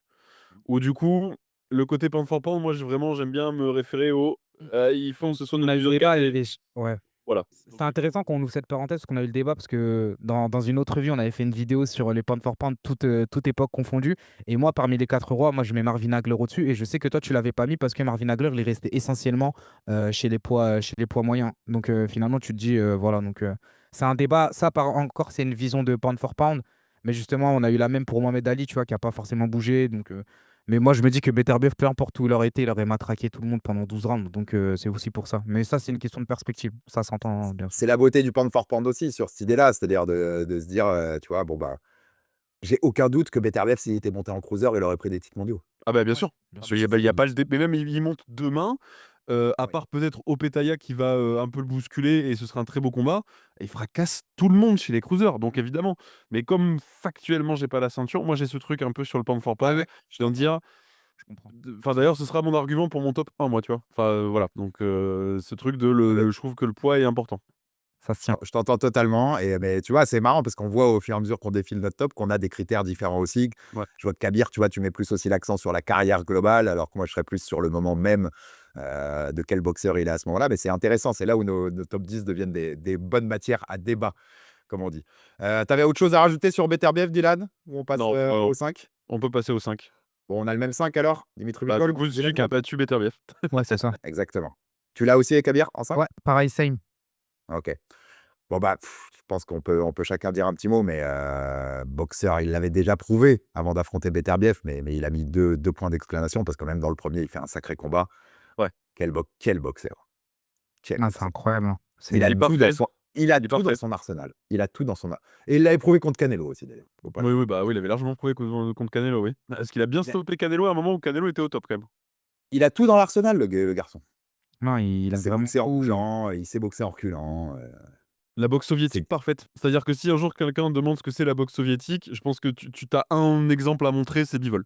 C'est la boxe soviétique parfaite, exactement comme elle était imaginée à l'époque par les soviétiques. Comme les Russes l'imaginent encore aujourd'hui, etc. Il a la boxe soviétique parfaite. Le jeu de jambes, c'est le jeu soviétique parfait. La gestion du jab, la gestion de la distance, c'est vraiment la boxe soviétique d'école. Tout est très scolaire, mais tout est tellement parfait et tout est tellement millimétré qu'en fait, ça crée ça crée en plus, il met beaucoup de volume. Enfin, il a vraiment ouais, c'est un boxeur soviétique académique parfait. C'est vraiment, il sort d'un labo. Le jab. Esthétique, et très Il est très esthétique, il a créé des monstres, hein, faut le voir. Même dans les salles de Muay Thai, tu vois maintenant les boxeurs grands, ils veulent faire comme Bivol. Donc, Ça m'étonne pas. en fait, Ça c'est m'étonne pas. l'acté aussi, il a influencé et tu vois qu'effectivement, c'est très esthétique et que autant tu le vois que les fans, que les pratiquants, il a aussi ramené une hype il a remis la lumière sur ce style de boxe et tu vois, c'est très marrant. Et ouais, tu t'ennuies pas non plus dans ses combats, ça c'est sûr, hein. En termes d'action, il fait de très beaux combats aussi. Oui, c'est pas celui qui met le plus de KO. Par contre, il y a du volume. Si t'aimes la boxe, si t'aimes beaucoup la boxe, là c'est des bonbons. Là, c'est du miel pendant 36 minutes. C'est que du miel. Tout est les placements, les distances, la gestion. Vraiment, la gestion de son jab, c'est de l'art. Lui, vraiment, le jab, jab. là, lui, c'est de l'art. Hein. Le jab, il est incroyable. Mais tu as raison, hein, je pense qu'il faut quand même aimer la boxe et savoir quand même un minimum apprécier la boxe pour que ce mec-là te parle au niveau où il est censé te parler. Oui, oui, oui. Ouais. Pour le grand public, je suis pas certain que ça accroche beaucoup. Mais même Ah, sur les 20. marche mieux pour le grand public, je pense. Ouais. Mais c'est seulement ce que j'allais dire. Est-ce que vous pensez que c'est pour ça que les deux fights Bivol Beterbiev n'ont pas été, à mon sens, de ma vision, pas été autant appréciés que je l'aurais souhaité par le grand public? Ouais, Autant le 1 que le 2, qu'on a aussi le fameux débat, oui, c'est un vol, c'est pas un vol, bref. En fait, je te jure, je pense que dans ce combat-là, le niveau des mecs est trop haut et leur niveau de star est pas assez haut. Et ça donne le combo que tu viens de dire là. Ouais, ouais. La C'est-à-dire citation que de c'est forme. pas apprécié à sa juste valeur par le grand public en tout cas. Ah, pourtant, là, c'est deux combats. Enfin, c'est là, t'as 24 ans d'un niveau stratosphérique. Hein. Et moi, j'allais dire, mais tu vois, ce qui me fait aussi avoir Bivol au-dessus, déjà parce que c'est le dernier vainqueur, hein, c'est lui le champion unifié incontesté en ce moment. Ouais, pareil. Mais sur les 24 rounds, le moment où je vibre le plus, c'est le 9e du deuxième combat. Ouais, je suis Oui, d'accord.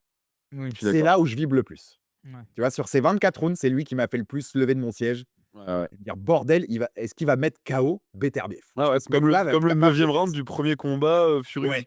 Et c'est en fait, t'as ce truc-là, en fait, t'as ce moment d'émotion qui est, enfin vraiment où là ça devient viscéral, où c'est pas juste de la belle boxe, là t'es debout, t'es sur ton canapé, tu gueules devant ta télé, tu vois. Et ça, effectivement, je suis d'accord, c'est le moment où vraiment on a eu un coup de chaud, et c'est Bivol qui le crée, quoi. Ouais, je suis d'accord. Même sur la dynamique du combat, hein, et c'est vrai que Oui, sur les 24 ans, je pense que quand même, ouais. ouais, c'est quand même impressionnant de voir Bivol envoyer une grosse série, un volume dingue. Mais c'est aussi fou quand t'as apprécié la boxe, voir Beterbiev coincer les mecs comme si c'était facile, alors que tu sais que c'est une galère normalement de coincer un gars sur autant de temps et de mettre la pression pendant aussi longtemps à cet âge-là. Encore une fois, je mets Ah, puis quel quand c'est un mec comme un Bivol, argument, quoi. Ah ouais, non. Bivol qui est hyper mobile, qui a une gestion du ring et une gestion de la distance qui est incroyable.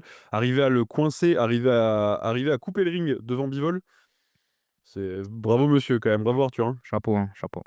Ouais. Ouais, non, chapeau. Et c'est deux combats extraordinaires. Et de toute façon, tu vois, peu importe quel est le vainqueur, c'est la boxe qui gagne. Enfin, tu vois, de soirée-là, c'est la boxe qui gagne, quoi, parce qu'on se régale quand on aime ce sport-là. J'ai quand même l'impression que sa victoire est un peu plus nette que celle de Beterbiev. Moi, j'aurais tendance à être d'accord avec ça, moi. Je suis en phase. Mais du coup, c'est quoi la suite pour lui?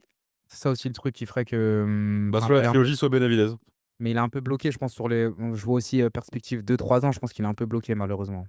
Ouais, Sur les 2-3 il va descendre naturellement parce qu'il n'aura pas les adversaires qu'il faut pour le mettre en lumière. Je pense, c'est ma vision. Après, Benavidez, tu rajoutes Benavidez à ton CV, là. Tu rajoutes Benavidez à Canelo, Beterbiev, Oui. Jourdo Ramirez. Il reste que Benavidez pour moi. Oui, il reste que Benavidez, mais en fait, il est pas vieux et il a déjà fini le jeu, donc il lui reste plus personne. Enfin, il va être victime aussi de sa KT, je pense. Bivol.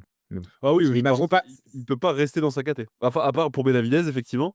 Mais je suis d'accord que si t'enlèves Benavidez, qui est le méga fight, après tu fais Moi, quoi? je veux le voir avec C'est- personne d'autre que Benavidez ou Beterbiev. Je t'avoue, tout le reste, ça m'intéresse pas. Monter en cruiser, du coup, monter en cruiser, mais effectivement, c'est un risque parce Je suis que connu en cruiser, hein. pour aller bah, il y a Opetaya. Tant qu'Opetaya n'est pas monté chez les lourds, tu sais, il reste Opetaya qui est quand même qui a un nom à accrocher. Après, c'est clair que Zurdo et compagnie, on s'en fout. Hein. Enfin, désolé de le dire comme ça, mais bon, c'est pas. Voilà. Mais Tu en plus, t'ennuierais, en tu tout vois, cas. j'ai pas l'impression alors contrairement à d'autres, j'ai pas l'impression qu'il y ait une grosse demande de la communauté box de voir Bivol monter en cruiser. Ah non, parce que tu t'ennuierais. C'est pas un débat, tu vois, qu'on entend beaucoup.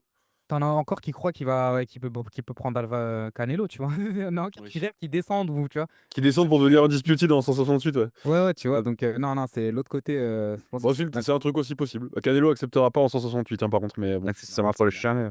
Voilà. Jamais de la vie. Jamais. De toute façon, ce sera peut-être réglé en septembre, cette histoire. Oui, c'est clair. Mais on va en reparler avec un homme un peu plus haut dans notre Crawford Bivol, du coup, c'est ça que vous me dites? Bon, bref. On arrête les gros d'un coup. Donc, on l'a tous numéro 5. 4 ou 5, parce que là, je me perds un peu dans mes classements. 5, on était au 5. C'est vrai qu'on a Bivol. Ok. Donc, ton numéro 4, t'avais qui, Kabir? Bah, attends, c'est bizarre parce que j'ai. Bam, je l'ai mis comme. Attends, j'ai. Comme j'ai mis Dylan 6. Comme nous, on a Nakatani 7, Bam, Better BF et Bivol. Donc, Ah oui, Bivol Better 4. BF 5 et Bivol 4. Ok, c'est ça, ouais, c'est Ouais, ça. c'est ça. Ok. T'as Bivol en 4, toi. Ok. Et nous, on l'a en 5, en fait. C'était ça la différence. Ok. Et numéro 4, moi, c'est Bam. Bah, moi aussi. Dylan, ok.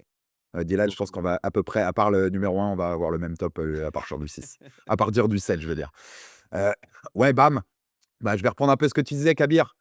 Mais alors oui, c'est des légendes sur la fin. Mais il prend les mecs, quoi. Il prend les mecs, très jeunes. Il tu ce côté un peu, tu vois, on parlait des Four Kings, de ces mecs qui, à l'époque, prenaient les mecs, quoi. Et évitaient pas. Ils y allaient. Quand c'est un combat de transition, comme en novembre, la même soirée où il y avait Boots, Oui. Philadelphie, bon, bah, Boots, il galère. L'autre, il te fait une démonstration, il éclate le mec en 3 rounds, il te fait un highlight comme il faut parce qu'il montre: «Je suis supérieur et je vous éclate», c'est tout. La capacité qu'il a à boxer, les pas de pivot. Ouais. Et Les angles qu'il Sans prend, penser, c'est les angles. n'importe quoi. C'est les meilleurs, pour le coup, je pense que c'est le meilleur. De tout le top 10, là, aujourd'hui, dans la boxe moderne, sur les angles, il est imbattable. Complètement d'accord. C'est au-dessus. Ouais. Estrada, c'est sur la fin, OK, mais c'est Estrada qui fait ça. Ouais. C'est Estrada, avec toutes les guerres qu'il a fait, la capacité de résister d'Estrada, à faire des rounds de guerre de dingue contre Chocolatito ou quoi, à pas tomber. Bon, bah, bam, quand il passe l'accélérateur, il est extraordinaire et il est encore jeune. Donc moi, je le mets déjà dans ce top 4. Je pense qu'il a déjà le niveau pour être en pure boxe, numéro 4 pound for pound. Et puis avec ce qu'il a déjà fait, fly, super fly, tu vois. En plus, il redescend de KT, il remonte de KT. Il y a un vrai côté pound for pound, comme le disait Dylan. Et c'est l'avenir de la boxe. Ce mec-là sera numéro 1. J'ai Ah oui, oui, oui. absolument aucun doute sur le fait que Bam Aucun débat. sera numéro 1. Ouais. Aucun débat. Et la suprématie Rodriguez, ça va être un délire. Vraiment. Ouais. C'est Mayweather. Voilà. Parce qu'il a que 25 ans, c'est ça la salade. Eh oui, C'est de se dire que là, on va kiffer pendant encore 15 ans, je pense. Il est en 21-0, il a 25 ans, il est en avance. Il est trop On va en parler, en avance sur tous les temps de passage. Tous les mecs au-dessus, ils ont soit 37 ans, soit ils sont dans leurs 2 dernières ou 3 dernières années. Ah bah tous les mecs au-dessus, dans 3 ans, on n'en reparle plus. Hein. Enfin, on n'en reparle ça. plus. Pas dans un top actuel. Donc dans 3 ans, il a quoi, 28? Ouais. Il a peut-être Il est même pas dans 3 ans. Il est même pas son prime. peut-être Koki Bantam. Il a peut-être Koki Bantam d'ici là. Il va faire comme Pacquiao, je pense, en vrai. Sauf qu'il va faire. Et contre un mec comme ça à 28 ans là. Ah ouais, non, c'est infaisable. Ouais, comme Pacquiao, Mayweather, c'est les deux. mieux, je pense. Voilà, des mecs intouchables. Ouais, il va faire comme Pacquiao en mieux, et je le souhaite de manière flawless. C'est-à-dire qu'il pourra même finir. Il pourra faire comme Pacquiao d'un point de vue catégorie et finir comme Mayweather. Ouais, c'est ça. Ça peut tout à fait être ça. Et je pense que c'est lui, l'espoir de la boxe. Là, dans tous les combattants qu'on a actuellement qui sont champions du monde, c'est lui le plus à même d'être top 1 pound for pound pour longtemps. Longtemps. Ouais, je suis d'accord. Et on aura peut-être un contre Inoue en fin de carrière pour Inoue si Bam décide de monter, mais c'est même pas ça qui va définir pour moi parce que je pense que ce sera trop tard de toute façon pour Naoya et que c'est pas le combat au moment où on l'aurait voulu. Si Nakatani bat Inoue, là on a un autre débat. Ouais, là, il se passe un truc. Parce que Le Nakatani, Nakatini, bam, attention. Là. ouais, avec en plus le physique de Nakatani, là on est sur un autre débat total. Et Déjà, même si Nakatani bat pas Inoue, j'aimerais bien voir ouais, tu vois, oui, j'ai ça se fait. Mais tu vois, ça prendrait une valeur de dingue si jamais Nakatani a battu Inoue. Mais avec l'âge de Nakatani, c'est les KT où il était, son physique. Je pense que c'est un des gros défis des prochaines années pour Bam Rodriguez. Clairement. Moi, tu sais, je vous disais, Kenshiro, c'est chouchou. Il est dans le top 3 chouchou. Hein. Mais si pas Bam, photo, quoi. J'avais une Kenshiro et un petit bonhomme qui est un peu plus haut. C'est mes trois gros chouchous de ces top-là. moi, j'ai 2 bonhommes plus hauts qui sont dans mes chouchous et je suis désolé, je pense que c'est pas le tien. Donc, je vais me faire taper sur la gueule. Donc voilà, on l'a un peu plus haut que toi, Kabir. Non, ça. je comprends. Et ça s'entend. Et on est en face. Je suis curieux d'avoir aussi les commentaires et leur vision et la vision des autres aussi, de tous les viewers, sur justement sa position dans le top actuel, encore une fois, en mai 2025. Mais ouais, moi, je pense que en fait, les autres, ils sont trop indéboulonnables à ce jour pour pouvoir. Le top 3, il n'y a pas de débat, il n'y a plus de débat. C'est comme, tu sais, quand tu parles de top pound for pound, là, all time, et qu'il y a quelqu'un qui te dit non, c'est pas Sugar Ray Robinson en premier. Tu fais non, mais il y a des trucs qui sont admis maintenant. Voilà, on en a, il y a une règle. Alors, c'est subjectif le pound for pound, mais il y a une règle. Sugar Ray Robinson est numéro 1. Voilà, c'est la règle. Il y a pas de. C'est pour ça qu'on a créé en fait le truc. Mais Oui, ça, c'est comme le plus grand polo de tous les temps, c'est Joe Louis. Il y a pas de, c'est pareil. Il y a quand même des trucs qu'on a écrits, tu vois, qu'on s'est tous admis dans la communauté box. Bon, bah là, c'est un peu pareil. Je suis désolé, à un moment donné, Ouais, je suis d'accord. le top 3, il est comme ça, voilà, il est comme ça. Et c'est l'ordre. Les mecs hein, double voilà. disputed, machin, enfin voilà. C'est l'ordre où on va se friter, vous trois, ouais, nous trois. Ah bah moi je Il y a pense que un chat, il va mais- pas plaire à quelqu'un à quelqu'un qui est dans cette discussion et qui est chauve. Voilà, je vais pas donner d'indice, mais bon, j'ai peut-être mis Inoue en 3. Non, mais ce que je trouve cool, et on passe au top 3, c'est que nous en 4, comme toi en 6, et c'est ce qu'on a dit en fait, Kabir, on sait que ce mec-là, c'est le futur. Bam, Ouais, c'est juste le numéro un. futur de. Numéro 1 du deuxième. sport, quoi. Ouais. Ça il va rouler sur la botte pendant tellement longtemps. Lui, ça va être. Bah, il va faire quoi? Comme Canelo, enfin, ça va être dingue, hein. Ça va être Ah ouais. dingue. Oh, les packs KO, ça. Et tu vois, tu disais dans les commentaires, à mon avis, il y en a beaucoup qui l'auront pas, ou pas aussi haut que nous. Oui, c'est possible. Bah, là, on est encore victime de délits de sale catégorie. C'est-à-dire que quand tu es en flyweight, en super flyweight, t'as pas la même aura pour certains que si tu es en welter, que si tu es en moyen, que si tu es en poids lourd. Et c'est un vrai dommage. Quand tu as un talent comme ça, si quelqu'un ne regarde pas Bam en se disant il est trop petit, il fait pas assez de kilos et moi ça m'intéresse pas, tu rates quelque chose de très très très très très très fort. Si t'es Alors que ce mec-là, il doit regarder Jarvonta, ça me vénère. J'ai monté qu'il est top 5. d'accord. Je suis d'accord. Sans doute. Donc, on a passé pour ce top 4 et on rentre dans le vrai débat. On a les mêmes, mais l'ordre va changer. Qui est votre numéro 3, pound for pound, messieurs? On a le même, Dylan et moi, j'en suis sûr. Donc, C'est un petit mec du Japon. Hein. Ah oui, Mike Tyson, il appelle le monstre, mais je sais pas c'est qui. Ouais, le monstre, un petit mec du Japon. Un petit mec du Japon. Je sais pas si vous en on attendez. va débattre direct d'Inoue. Comme ça, comme vous l'avez tous les deux numéro 3, on va en débattre tout de suite. Il est numéro 1. Voilà, il est numéro 1. Je jure. Oui. J'avais Usyk encore dernièrement. En fait, je l'ai dit à Dylan. Je l'ai dit à Dylan après Cardenas, qui est un des premiers combats d'Inoue que je regarde pas en live au début du combat. On me prévient très vite, il y a une folie dès le deuxième round, il y a un down, mets-toi devant l'écran, et donc je m'y mets.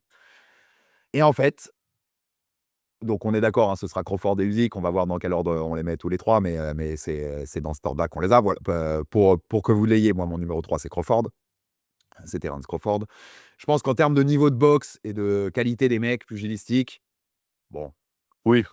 potato, enfin tu vois, personne se plante vraiment selon l'ordre dans lequel on les met. Par contre, il n'y a personne qui me fait vibrer comme ce mec-là. Parce que dans la façon dont il combat, dans la façon dont c'est la recherche permanente du chaos, quitte à en prendre soi-même, dans la façon dont tu réveilles le monstre quand tu le mets down, Neri et Cardenas nous l'ont montré, dans sa générosité là-dessus, dans ce côté je monte en super bantam, c'est qui le premier mec à prendre? Stéphane Fulton, champion unifié? Let's go, même pas un combat de préparation ou quoi, on y va. Derrière, c'est Tapales qui a les deux autres, Tapales tout de suite. Et je prends les 4 ceintures en 2 combats. Il a quelque chose en plus pour moi. Au-delà d'être un boxeur au plus que parfait, mais comme peuvent l'être Usyk et Crawford, il a un truc en plus. Et je mets pas trop l'activité, parce que je sais que on va rentrer dans ce débat-là eux aussi. C'est le plus actif des trois. C'est le seul qui boxe beaucoup. Mais je peux vous suivre, parce que je sais que ça va être un de vos arguments, dans le fait que, finalement, on le voit peut-être trop boxer. Donc, j'ai pas besoin de Doheny, de Kim et de Cardenas. Alors, quand j'ai envie de Nakatani, d'Espinoza, de Ball, de Nick Ball, j'ai envie de trucs comme ça. Ouais. Mais bon, au moins, dans ce monde qui est loin d'être rempli de certitudes, les gars, on parle pas que de sport, bah, je sais que tous les 3 mois, à Tokyo, je vais voir le Monster régaler. Et ça, voilà, tu vois, je sais que j'ai ça tous les 3 ou 4 mois dans ma vie. C'est écrit, j'ai le Monster qui va me régaler.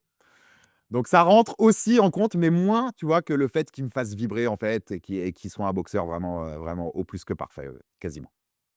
Pourquoi vous le mettez 3, boxeur. les gars?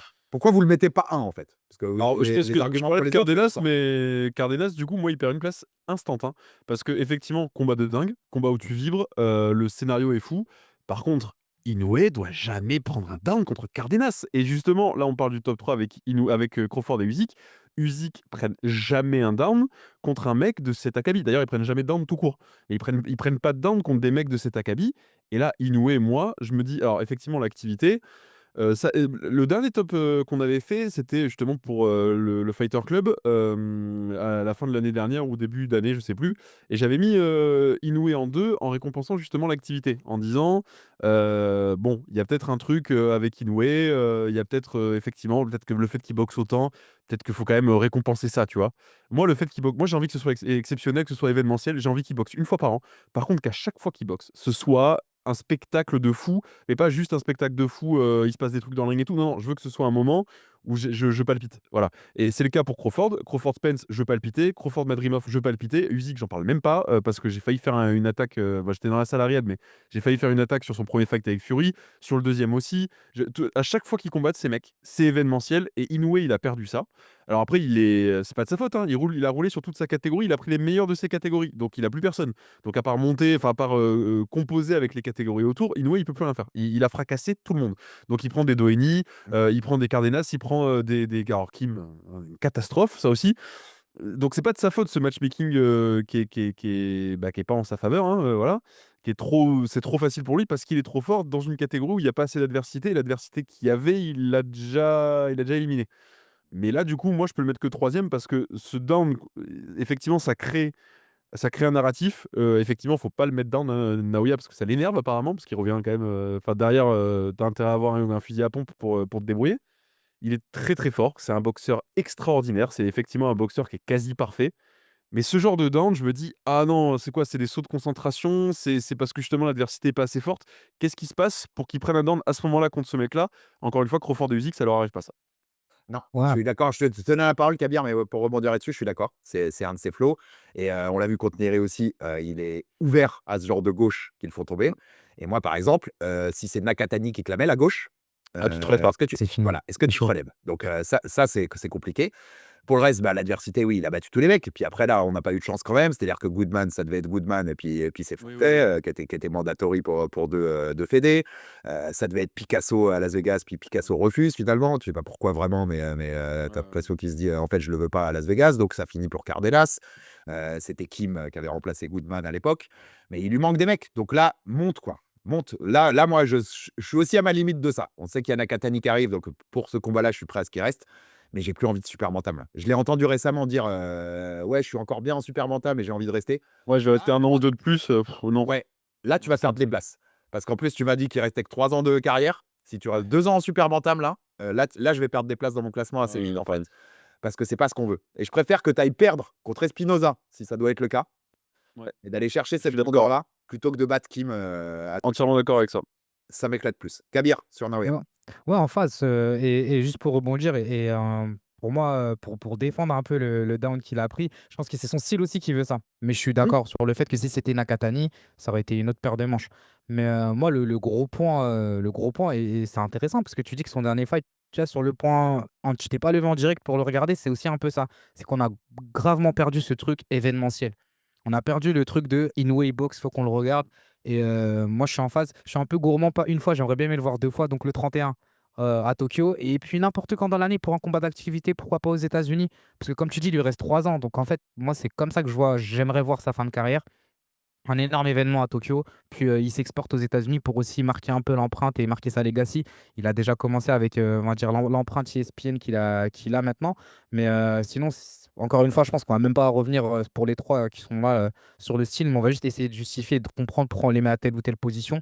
Moi, je mets Crawford devant parce que quand Crawford il boxe, je rate pas son combat. Voilà, Je peux pas j'allais rater. poser la J'ai question. fait la semaine, la semaine d'avant, 2 semaines avant. Voilà. Je sais qui combat, je regarde tout, je T'achètes sais, le je me Boxing remets News, dans des tu le combats. lis, tu machin, t'es à fond, tu regardes Et toutes les tout le vidéos, monde. les interviews et tout, voilà. Ouais, et alors qu'Inoue, en fait, c'est peut-être l'habitude. Et peut-être qu'on est devenu trop gourmand et que c'est l'habitude qui fait que finalement, Inoue, c'est plus aussi événementiel que ça. Mais par contre, il n'y a rien à dire sur le style et on va pas refaire le tour. C'est un tueur. Et en termes d'action fight, je pense que c'est le plus des trois. C'est celui qui fait le plus vibrer. Je suis d'accord avec toi. Mais moi, je peux pas le mettre au-dessus, tout simplement parce que je trouve que d'un point de vue événementiel et d'un point de vue opposition et le fait que vraiment, quand il combat, on sait que voilà, il faut pas louper le fight. Je perds ce truc au fil des années et je suis pas optimiste en plus, c'est ça le problème. Mais Donc si c'est compliqué. si on en revient si on en revient dans les mois à venir sur du Rafael Espinoza, donc Nakatani, que tu vas me chercher Fulton 2 aux États-Unis, en poids feather, pour unifier. Là, l'événementiel, il revient. Bah là, il peut passer premier instantanément. Là, il Ah, passe. Enfin, moi, là, il peut passer premier instantanément. Et tu as envie de voir les combats. Donc, mais t'as raison, ce truc-là, il va rentrer en compte. Et par contre, le style, tu vois, c'est down, bah, ça va avec ce que tu dis, Kabir, pour moi aussi. Non, C'est pour ça, lui, c'est pour ça que j'aime, ouais. c'est pour ça que j'aime Kenshiro. Ouais, C'est les mecs dont la générosité fait qu'ils vont être ouverts et qu'ils peuvent prendre des vrais gros coups. Mais par contre, ils vont te faire vibrer de la première à la dernière seconde. Mais du coup, pour moi, tu peux pas être dans le top. Tu peux pas être le numéro 1 pound for pound si tu as ce défaut-là. Parce que Crawford et Usyk, typiquement, c'est deux boxeurs qui sont vraiment parfaits. Enfin, je veux dire, ils ont pas de, ils ont pas de défaut. La preuve, ils ont affronté des mecs. Alors Crawford, en plus, qui a affronté un mec qui était aussi dans le pound for pound. Le dernier méga fight de ce type-là qui fait penser justement à l'époque des K3, pour moi, c'est vraiment Crawford Spence. Le Crawford Spence, j'avais acheté le Ring Magazine, le Boxing News, de machin, j'étais comme un malade. Ça faisait des années que j'avais pas tremblé comme ça devant un fight sans être dans le stade ou dans la salle, tu vois. Le côté événementiel, le côté, t'as vraiment deux monstres qui s'affrontent enfin, où c'était pas trop tard. On était sur la fin de la fenêtre, à 6 mois près presque, c'était trop tard, mais on était sur la fin de la fenêtre. C'était le bon moment pour qu'ils s'affrontent. Ils s'affrontent et il se passe vraiment un truc où t'as un mec qui humilie un autre mec qui est dans le classement de pound for pound. Et pour moi, ce genre de fight, ce genre de performance, ça cimente absolument ta place. Et derrière, il monte, il va chercher Madrimov. Alors c'est pareil, hein, là, il n'y a pas eu de combat de transition, hein. Ce que tu disais pour Inoue quand il monte et qu'il dit bah, bon, moi, je vais aller chercher Fulton. Là, c'est pareil, hein. Il monte, il dit bah, je vais aller chercher Madrimov, qui était honnêtement le combat pour moi, stylistiquement, et je pense qu'on était d'accord avec Kabir là-dessus quand on en parlait, qui était le combat stylistiquement le plus difficile pour Crawford. Et la preuve, ça a été un combat que Crawford n'a pas surdominé comme il a dominé Spence. Mais du coup, il monte, il va chercher le mec le plus difficile de la KT pour lui, pour une ceinture directe. Il a pris sa ceinture, et là, ils annoncent un combat pour l'Undisputed, encore une KT au-dessus, tu vois. Donc là, Ceinture. même. Non, c'est ça. Il y a une grandeur incroyable sur ça. Ouais. Et du coup, il n'a pas encore fait son combat contre Canelo, mais le simple fait que le combat soit signé, il est deuxième. Parce que du coup, effectivement, ces 3-4 derniers combats, Sean Porter, machin, tous ces derniers combats à Crawford, je peux pas les louper. Je me lève la nuit ils sont événementiels. Et c'est que des combats qui cimentent sa legacy. Et effectivement, il combat pas assez. Ça, c'est un problème. Mais c'est que des combats qui cimentent sa legacy. Et exactement comme mon numéro 1, du coup, c'est des mecs, à chaque fois qu'ils combattent, c'est un combat qui a une signification. C'est un truc important historiquement, tu vois. Et Inoue, c'est plus le cas. Marrant que tu aies fait la comparaison, parce que c'était à 4 jours près. Par contre, la victoire contre Spence, elle a plus mal vieilli que la victoire de Inoue contre Fulton. Bien sûr, fort. Ouais. C'est vrai. Évidemment. Mais Alors que sur le moment, c'était plus impressionnant. Enfin, tu vois, la victoire ouais. de Crawford. Et je te redonne la parole, Kabir, moi, pour finir, parce que je l'ai troisième, Crawford. Il passe instant numéro 1 si bat Canelo. Canelo, Il y a même pas de débat parce qu'en fait, c'est la définition du pound for pound. Un mec qui a commencé à 135 et qui va taper le roi des 168. Ah bah Duran, hein. Il fait une Duran. Voilà. C'est Pacquiao, une Duran. absolument délirant. Mhm. Par contre, ouais, un boxeur, ça boxe en fait. Il y a qu'un combat par an depuis 5 ans, quoi. Je suis d'accord. ouais. Mais on le rate pas. Et en fait, il fait vraiment des statements à chaque combat. Comme je te dis, moi, le point. Crawford qui boxe, c'est un titre de l'UBB en fait, les gars. C'est rare. Attention, hein, on a. Je vais pas sortir de jeu, je vais rester poli. C'est calme. Non, mais ça me dérange vraiment. Vous avez raison, chaque combat est un gros combat et un combat qui compte. Aller prendre Madrimov direct quand tu montes en 154, quand tu sais le tueur que c'est, bah, chapeau.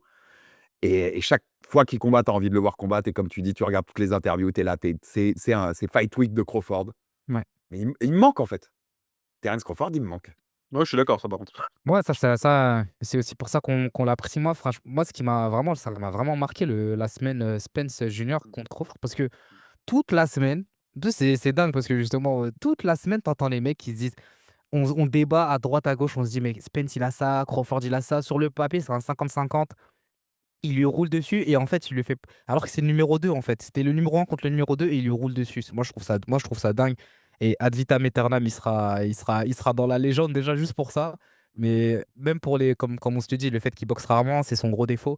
Mais quand il boxe, c'est événementiel. Et honnêtement, dans les 10 dernières années, on n'aura pas eu un aussi gros événement que Crawford Alvarez. Donc, je pense que aussi pour ça, il a tout le crédit pour être devant Inoue. Mais Inoue, effectivement, en termes d'action pure, il fait plus kiffer que Crawford, je ne vais pas te mentir. Mais sur le thème vraiment pound for pound, faut pas, pour moi, Crawford, il a sa place en deux. Et je sais pas, j'ai vraiment du mal à le mettre troisième, en tout cas. Moi, ça me fait peut-être mettre troisième. Et... En fait, vous avez le même top 3, donc on est d'accord. Inoue 3, Crawford 2 et Usyk 1. C'est votre top 3 tous les deux. Ouais. Donc moi, bah, vous avez compris, c'est Crawford qui est 3, Usyk 2 et Inoue 1. Ça, on peut continuer de débattre en ayant nos top 3. Ah, Usyk, alors pour le coup, moi Usyk vraiment, ce que tu disais sur le parcours que peut faire Inoue derrière, il peut passer numéro 1. Crawford, s'il bat Canelo, il est numéro 1. Pour l'instant, Usyk qui débarque avec un physique très atypique pour les poids lourds, après avoir été undisputed chez les cruisers dans la génération la plus difficile de l'histoire pour les cruisers, hein, vraiment. Le run chez les cruisers est légendaire, mais vraiment, si jamais vous n'avez pas vu les World Series of Boxing, tout est gratuit sur YouTube. Courez, courez. Les combats contre Brady, oh là là, mon Dieu. Il monte. Et en fait, si tu regardes aujourd'hui, à part Witherspoon, peut-être, qui est vraiment le combat de transition pour le coup, parce que là, tu arrives dans une caté où les mecs font tous 30 kilos de plus que toi. Toutes ces victoires, elles ont tellement bien vieilli. Chisora, Dubois, 2 fois Joshua, 2 fois Fury. Et là, peut-être Dubois. C'est phénoménal. Il est arrivé dans l'ère des super lourds avec le physique de Mohamed Ali. Donc 1,93, 95 kilos. C'est-à-dire que Usyk, il doit prendre du poids pour passer la pesée. Usyk, il prend 5 kilos à chaque fois qu'il est en camp d'entraînement pour passer la pesée, pour être chez les lourds, pour être entre 95 et 100. C'est un mec qui boxe à 90 normalement. C'est là où il est à l'aise, c'est là où il est bien. Je sais pas si on se rend compte. Et il bat des mecs, il bat des Dubois, il bat des même Chisora, hein, il bat des Joshua, il bat des Fury, des mecs qui non seulement sont des physiques hors normes, c'est les super lourds, mais qui en plus sont quand même pas des manches. Je pense notamment à Tyson Fury, battre 2 fois Tyson Fury avec Tyson Fury à 2 poids différents, dans 2 styles différents, qui tente tout ce qu'il peut sur 24 rounds, qui trouve, j'allais dire jamais la solution, c'est pas vrai, parce que la première moitié du premier combat, Fury domine, donc il trouve des solutions. Mais globalement, ce mec, Usyk, pour moi, c'est la définition du pound for pound. C'est le mec, il est arrivé à 90 kilos, 1m90, 90 kilos, il a cassé la gueule de géant d'Elbaf. Je trouve ça fou, ce qu'il a fait. Je trouve ça fou. Et du coup, pour moi, c'est mon numéro 1. Et à part, si Crawford bat Canelo ou si Inoue fait un run légendaire et qu'il va chercher les Nakatani et compagnie, mais sinon, Usyk, pour moi, il va rester comme... dans quelques années, il sera dans mon top 10 pound for pound de tous les temps, je pense. Vraiment. Parce que ce qu'il a fait, pour moi, c'est légendaire. Tous ses combats sont importants. Tous ses combats sont importants. La bière sur Usyk. En face sur lui, en phase avec lui, pardon. Et justement, pour rebondir, il a eu un parcours tellement exceptionnel que là, on parle aujourd'hui, mais en fait, il est déjà dans le classement de tous les temps, en fait. Et ça, dans le top 10 qu'on a actuellement, il y en a beaucoup sur lesquels on a des inconnus. Je pense qu'il y en a beaucoup qui seront malheureusement, hein, parce que la boxe, c'est ingrat, il y en a beaucoup qui seront oubliés avec les années. Usyk, on n'a même pas parlé de son parcours amateur, hein, on n'a même pas parlé de son parcours olympique, on n'a même pas parlé de tout ce qu'il a fait avant.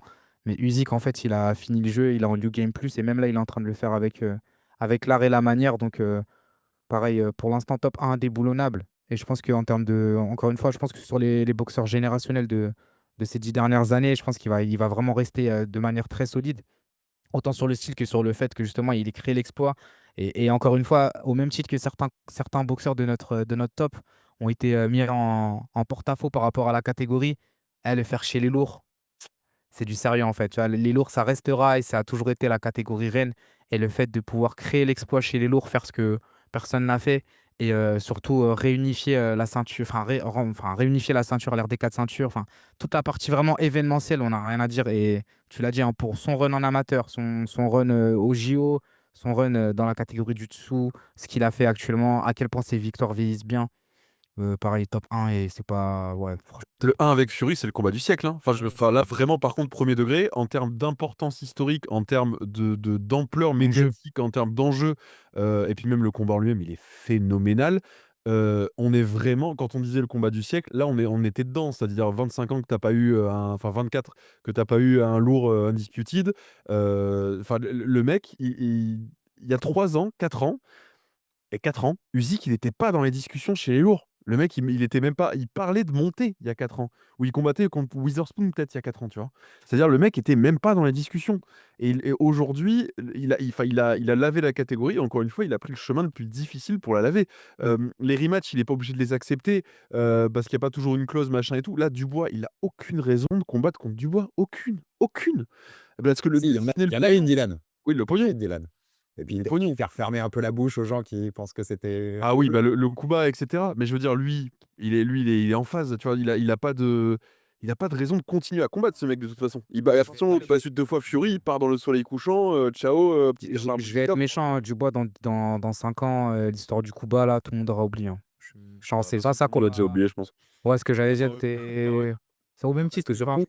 Ouais. Surtout, il se fait dominer tout le combat, à part. Oui, non, mais tu vois, Et puis, moi, il met un genou à terre sur un jab, hein. Enfin bref, d'un mec qui fait 90 kilos. Enfin, je veux pas, voilà, mais Mais moi, quand je vous écoute, hein, je vais être clair, hein, j'ai aucun argument pour pas le mettre numéro 1. Ce qu'a fait Alexander Usyk, il est exactement. À part que je surkiffe Inoue, c'est le j'ai principe. aucun argument pour pas le mettre numéro 1. Son run, il est extraordinaire. Tu l'as dit, le run chez les cruisers, pour ceux qui n'ont pas vu, allez mater les combats. Ce qu'il fait derrière chez les lourds, malgré son physique, a l'air des super lourds. Il va chercher les ceintures chez les mecs à chaque fois. Ouais, Il va aussi, chez toi, il te pose aussi, ta ceinture, ton public, et il repart chez lui. aussi. Son run chez les lourds, il le fait quand même au milieu d'une guerre dans son pays, et il a expliqué à quel point il était aussi touché, et il va chercher Joshua alors qu'il y a encore sa famille au milieu des bombardements. C'est une dinguerie ce qu'il fait. J'ai pas d'argument pour pas le mettre numéro 1. Ce qu'il Lui fait, aussi, il est parfait, hein. il On restera parlait dans de l'histoire, boxe ce mec-là. ah oui, c'est sûr. On parlait de boxe. Sur les faits, lui, il est parfait. Il sait tout faire. Offensivement, défensivement, cardio, volume, angle aussi. On parlait des angles tout à l'heure de Bam. Si Bam est premier, Usyk il est deuxième, hein. Ouais. En termes de qualité de boxe pure, à tous les poids, c'est-à-dire que en poids lourd, des fois, tu perds en qualité de boxe. Alors, par exemple, au MMA, ceux qui sont fans de MMA, vous le voyez ça, où chez les lourds, tu as 3 mecs qui savent se battre, tous les autres, c'est des gros qui tapent fort. En boxe, c'est dans une moindre mesure, mais il y a ça aussi, c'est quand tu commences à sortir du top 15, 20, 30, ça commence à être un peu fouillis. Usyk, il a une boxe, tu peux la projeter au poids paille, ça marche quand même. C'est-à-dire, il est Et, parfait. et Dylan, j'en rigole souvent, hein, mais le jour où un poids lourd de MMA fait le pas de pivot de Usyk, game over. Ah bah, il est champion du monde autant qu'il veut. Le jeu est terminé. Ah bah, Parce bien que sûr. les mecs vont se dire, mais qu'est-ce que c'est que ça? Mais qu'est-ce Mais il est passé où? qu'est-ce que je viens de voir là? Il s'est téléporté. Donc, OK. j'ai pas d'argument pour le mettre numéro 1, à part l'argument du kiff, Mmh. que je vibre jamais autant que devant Naoya. Et j'ai un argument quand même, mais qui est un peu périphérique, un débat pound for pound. C'est l'influence qu'aura eu Naoya sur la boxe de son pays. Le Japon est un grand pays de boxe. Il y avait des Fighting Harada avant, tu vois, c'est pas né avec Naoya, mais je pense qu'il y a un avant et un après. Il y a des mangas de On est- boxe, c'est très important, je pense aussi, dans le Voilà, il dans y a une grosse oui. culture. Mais là, je pense qu'on est parti pour 30 piges de champion du monde japonais, les gars. Ça, c'est ouais, sûr. l'influence, ouais. Parce Ouais. que Ça, ce c'est sûr. mec-là aura influencé toute une génération à dire je veux être le monster. Après, j'ai un contre-no. Usyk qui fait ça justement pendant la guerre dans son pays, au moment où c'est bien d'affirmer que t'es l'homme le plus fort du monde et que l'homme le plus fort du monde est ukrainien. En termes Ça, j'entends. d'impact Mais par aussi, contre, tu vois? l'impact que tu auras sur la boxe en Ukraine, je suis pas sûr. Ouais, parce que les Klitschko sont déjà passés par là et tout, donc il y a pas le même, passif en plus. Donc Là, effectivement, on parle de. Vous le savez, hein, vous le suivez comme moi, on parle d'écoles en primaire, ouais, au ouais, collège, où C'est ça. qui sont remplis de boxeurs au Japon, parce qu'ils rêvent tous d'être Naoya, les mecs. Ouais, bien sûr. Surtout que t'as tout l'écosystème japonais qui favorise justement le développement des combattants. Et c'est vrai que là, on aura une génération, au même titre que pour, bon, petite parenthèse, qu'au MMA, on aura une génération de combattants français qui vont tout arracher dans quelques années. Effectivement, au Japon, c'est tellement rodé, tellement bien ficelé. Et en plus de ça, on a vraiment la partie impact en termes de business. Que c'est vrai, je suis d'accord avec toi, Usyk, c'est vrai que c'est le héros de son pays, il faut le dire. Et on le voit à quel point les petits sœurs sont héroïques et sont mis en valeur. Tu parlais des frères Klitschko, t'en as un qui est maire. Donc bon, bref, Oui, oui. tu dirais l'influence. Mais au Japon, effectivement, Naoya, il a créé une génération littéralement de monstres. Et il y a plein de petits Saibamen là qui vont venir et qui vont tout arracher sur les prochaines années. Ouais. Et il a ramené la boxe au Tokyo Dome, les gars. Ouais. Et ça, c'est c'était Tyson le dernier. C'était Tyson Douglas. Ah, c'était le kick. Et après, en fait, l'anglaise était Oui. terminée au Tokyo Dome. Et pendant des années, on a eu le kick avec le K1, entre autres. Ouais. Mais c'est vrai que ouais, c'est fort ce qu'il a fait. Il a remis la boxe à la place où elle devait être au Japon. Et c'est vrai que Ouais. c'est tout à son honneur. Donc, comme vous savez bien que je cherche tout argument possible pour pouvoir le foot numéro 1, je vous en ai sorti un du chapeau. Mais il est pas, non, il est vraiment, non, il est solide. C'est un argument qui s'entend, Entend. effectivement. Mais en vrai, oui, j'ai aucun souci à mettre Usyk numéro 1. Il y a pas d'argument contre ça. Il y a pas Bah, pour d'argument. moi, il est indétrônable là, jusqu'à Crawford, Canelo, il est indétrônable. Ouais, pareil. Et tu vois, moi, j'ai même envie de mettre 1 et 1 bis, quoi. Enfin, tu vois, Ouais, non, Ouais, c'est effectivement, parce que l'argument subjectif du kiff, c'est un argument. Après, il t'a pas fait autant vibrer. Genre, round 9 de Ring of Fire, ça t'a pas autant fait vibrer Si. que Naoya, parce que là, quand même, il a créé un truc aussi Usyk, le mec de 2,06, 130 kilos qui vacille. Non, je t'entends. On l'avait pas vu venir ça, tu vois. Ouais, c'est un truc de Franchement, ronchon, je ça fait dans les subjectif, mais il y a un truc en plus. Mais c'est très subjectif, hein. Moi, c'est très subjectif. Mais non, il y a un truc en plus. Oui, pareil, après, c'est très subjectif. J'étais dans la salle, moi, donc c'est pareil, j'ai un souvenir très, Voilà. très. Voilà. Bon, je suis pas objectif non plus, j'avoue. Ouais, Exactement, en fait, tu mets une part de toi, tu sais, en fait, dans ces trucs-là. Mais vous le savez, on est tous les 3 passionnés par ça. Et quand il détruit Fulton, Naoya, je te jure que devant l'écran, au-delà de kiffer sa performance, dit allons voir sur Twitter les réseaux box américains juste pour s'amuser un petit peu. Ouais. Parce que je sais ce qu'ils avaient dit dans la semaine. Oui, bon, là, ils avaient un peu trop parlé par contre. Donc oui, il y a du personnel aussi qui rentre en jeu, tu vois, et dans le kiff que tu as de la performance d'un mec qui met les points sur les i à la communauté box en rappelant qu'il y a un monde d'écart entre lui et un Stephen Fulton, tu vois. Clairement. Mais voilà, c'est des débats où le subjectif rentre gravement en ligne de compte. Des trucs à rajouter ou pas, les gars? On a déjà fait une bonne heure et demie, je pense qu'on a... Ouais. Moi, j'ai tout dit, je pense. Hein. Ouais, je pense aussi. En tout cas, je suis curieux d'avoir aussi vos retours. Et merci aussi pour les retours sur la première vidéo. Trop gentil, ça fait super plaisir. J'en profite aussi. J'ai pris Ouais, de lire les commentaires. Des super retours. Et puis, ouais, ben, n'hésitez pas, nous, on vous lit. On essaie de vous répondre, en tout cas. Kabir vous lit, moi j'ai pas le temps, désolé, j'ai une vie quoi. Bien. Pas que ça. Il y a un titre de champion d'Europe à fêter. Il y a un titre de champion d'Europe à fêter. Le week-end dernier, j'ai pas eu le temps de lire, effectivement, ouais, j'avoue. Mais balancez-nous vos top 10, réagissez sur les nôtres, donnez vos choix, donnez vos arguments, pourquoi vous mettez un tel et pas un tel. Donnez-nous des idées de débat. Tu vois, tout à l'heure, je disais, on fera un jour le top des Four Kings. Donnez-nous toutes les idées que vous avez aussi. On le prendra en compte avec Kabir et Dylan pour vous offrir chaque semaine avec Jabouk le meilleur de la boxe et des débats où on s'amuse un peu et où on peut parler de notre passion au-delà de la simple preview ou du simple débrief de combat. Ouais. C'est bon, les gars? Rien d'autre? C'est bon. Vous avez admis que Naoya était numéro 1, c'est bon, on peut se quitter? Allez, on va dire ça, ouais. On va dire ça. En plus, franchement, c'est plus moi qui ai admis qu'Usyk l'était. Si on regarde bien la discussion, c'est plus moi qui ai admis. Le plaidoyer Usyk a marché. Ouais, c'est plus moi qui ai admis l'autre que l'inverse, tu vois. Il faut le reconnaître. Parce qu'il mérite bien Alexander Usyk. En tout cas, s'il y a un truc qu'on a à vous dire, tous les noms que vous a cités, s'il y en a que vous connaissez pas, allez-y, les gars. Parce que tout ce qu'on vous a dit là, c'est la crème de la boxe. Et quand on aime le noble art, on peut que s'amuser avec ces gens-là. Allez voir les World Series of Boxing Cruiserweight. Pitié. Allez, pitié. Le format tournoi, la ceinture remis en jeu à chaque tour et tout. Allez voir, vraiment. C'est phénoménal. Je les ai, moi, sur mon téléphone téléchargés. Quand je prends l'avion, je me les mate. C'est fou, ces combats. Enfin, si vous avez jamais vu, foncez, courez. Yes, bah merci à tous, merci pour le suivi, donnez-vous de la force, abonnez-vous, les commentaires, des pouces bleus, ça fait toujours avancer le bousin comme je dis. Et puis rendez-vous la semaine prochaine pour un nouveau format box. Je crois que c'est la semaine de Nishida Nakatani la semaine prochaine. Non, c'est la semaine En tout cas, d'après. on sera dans la semaine d'approche de Nakatani Nishida qui sera le dimanche ou un truc comme ça. Ouais, voilà. Donc on aura peut-être des petites choses à parler quand on se connaît. Je pense que le thème est déjà trouvé pour la semaine prochaine. Merci Kabir, merci Dylan. Merci. Comme d'habitude, un plaisir de partager tout ça avec vous et on se retrouve très très vite sur Jab Life pour continuer à parler boxe avec les amis. Ciao ciao les gars et à très vite sur Jabouk et sur Jab Life. Des bisous.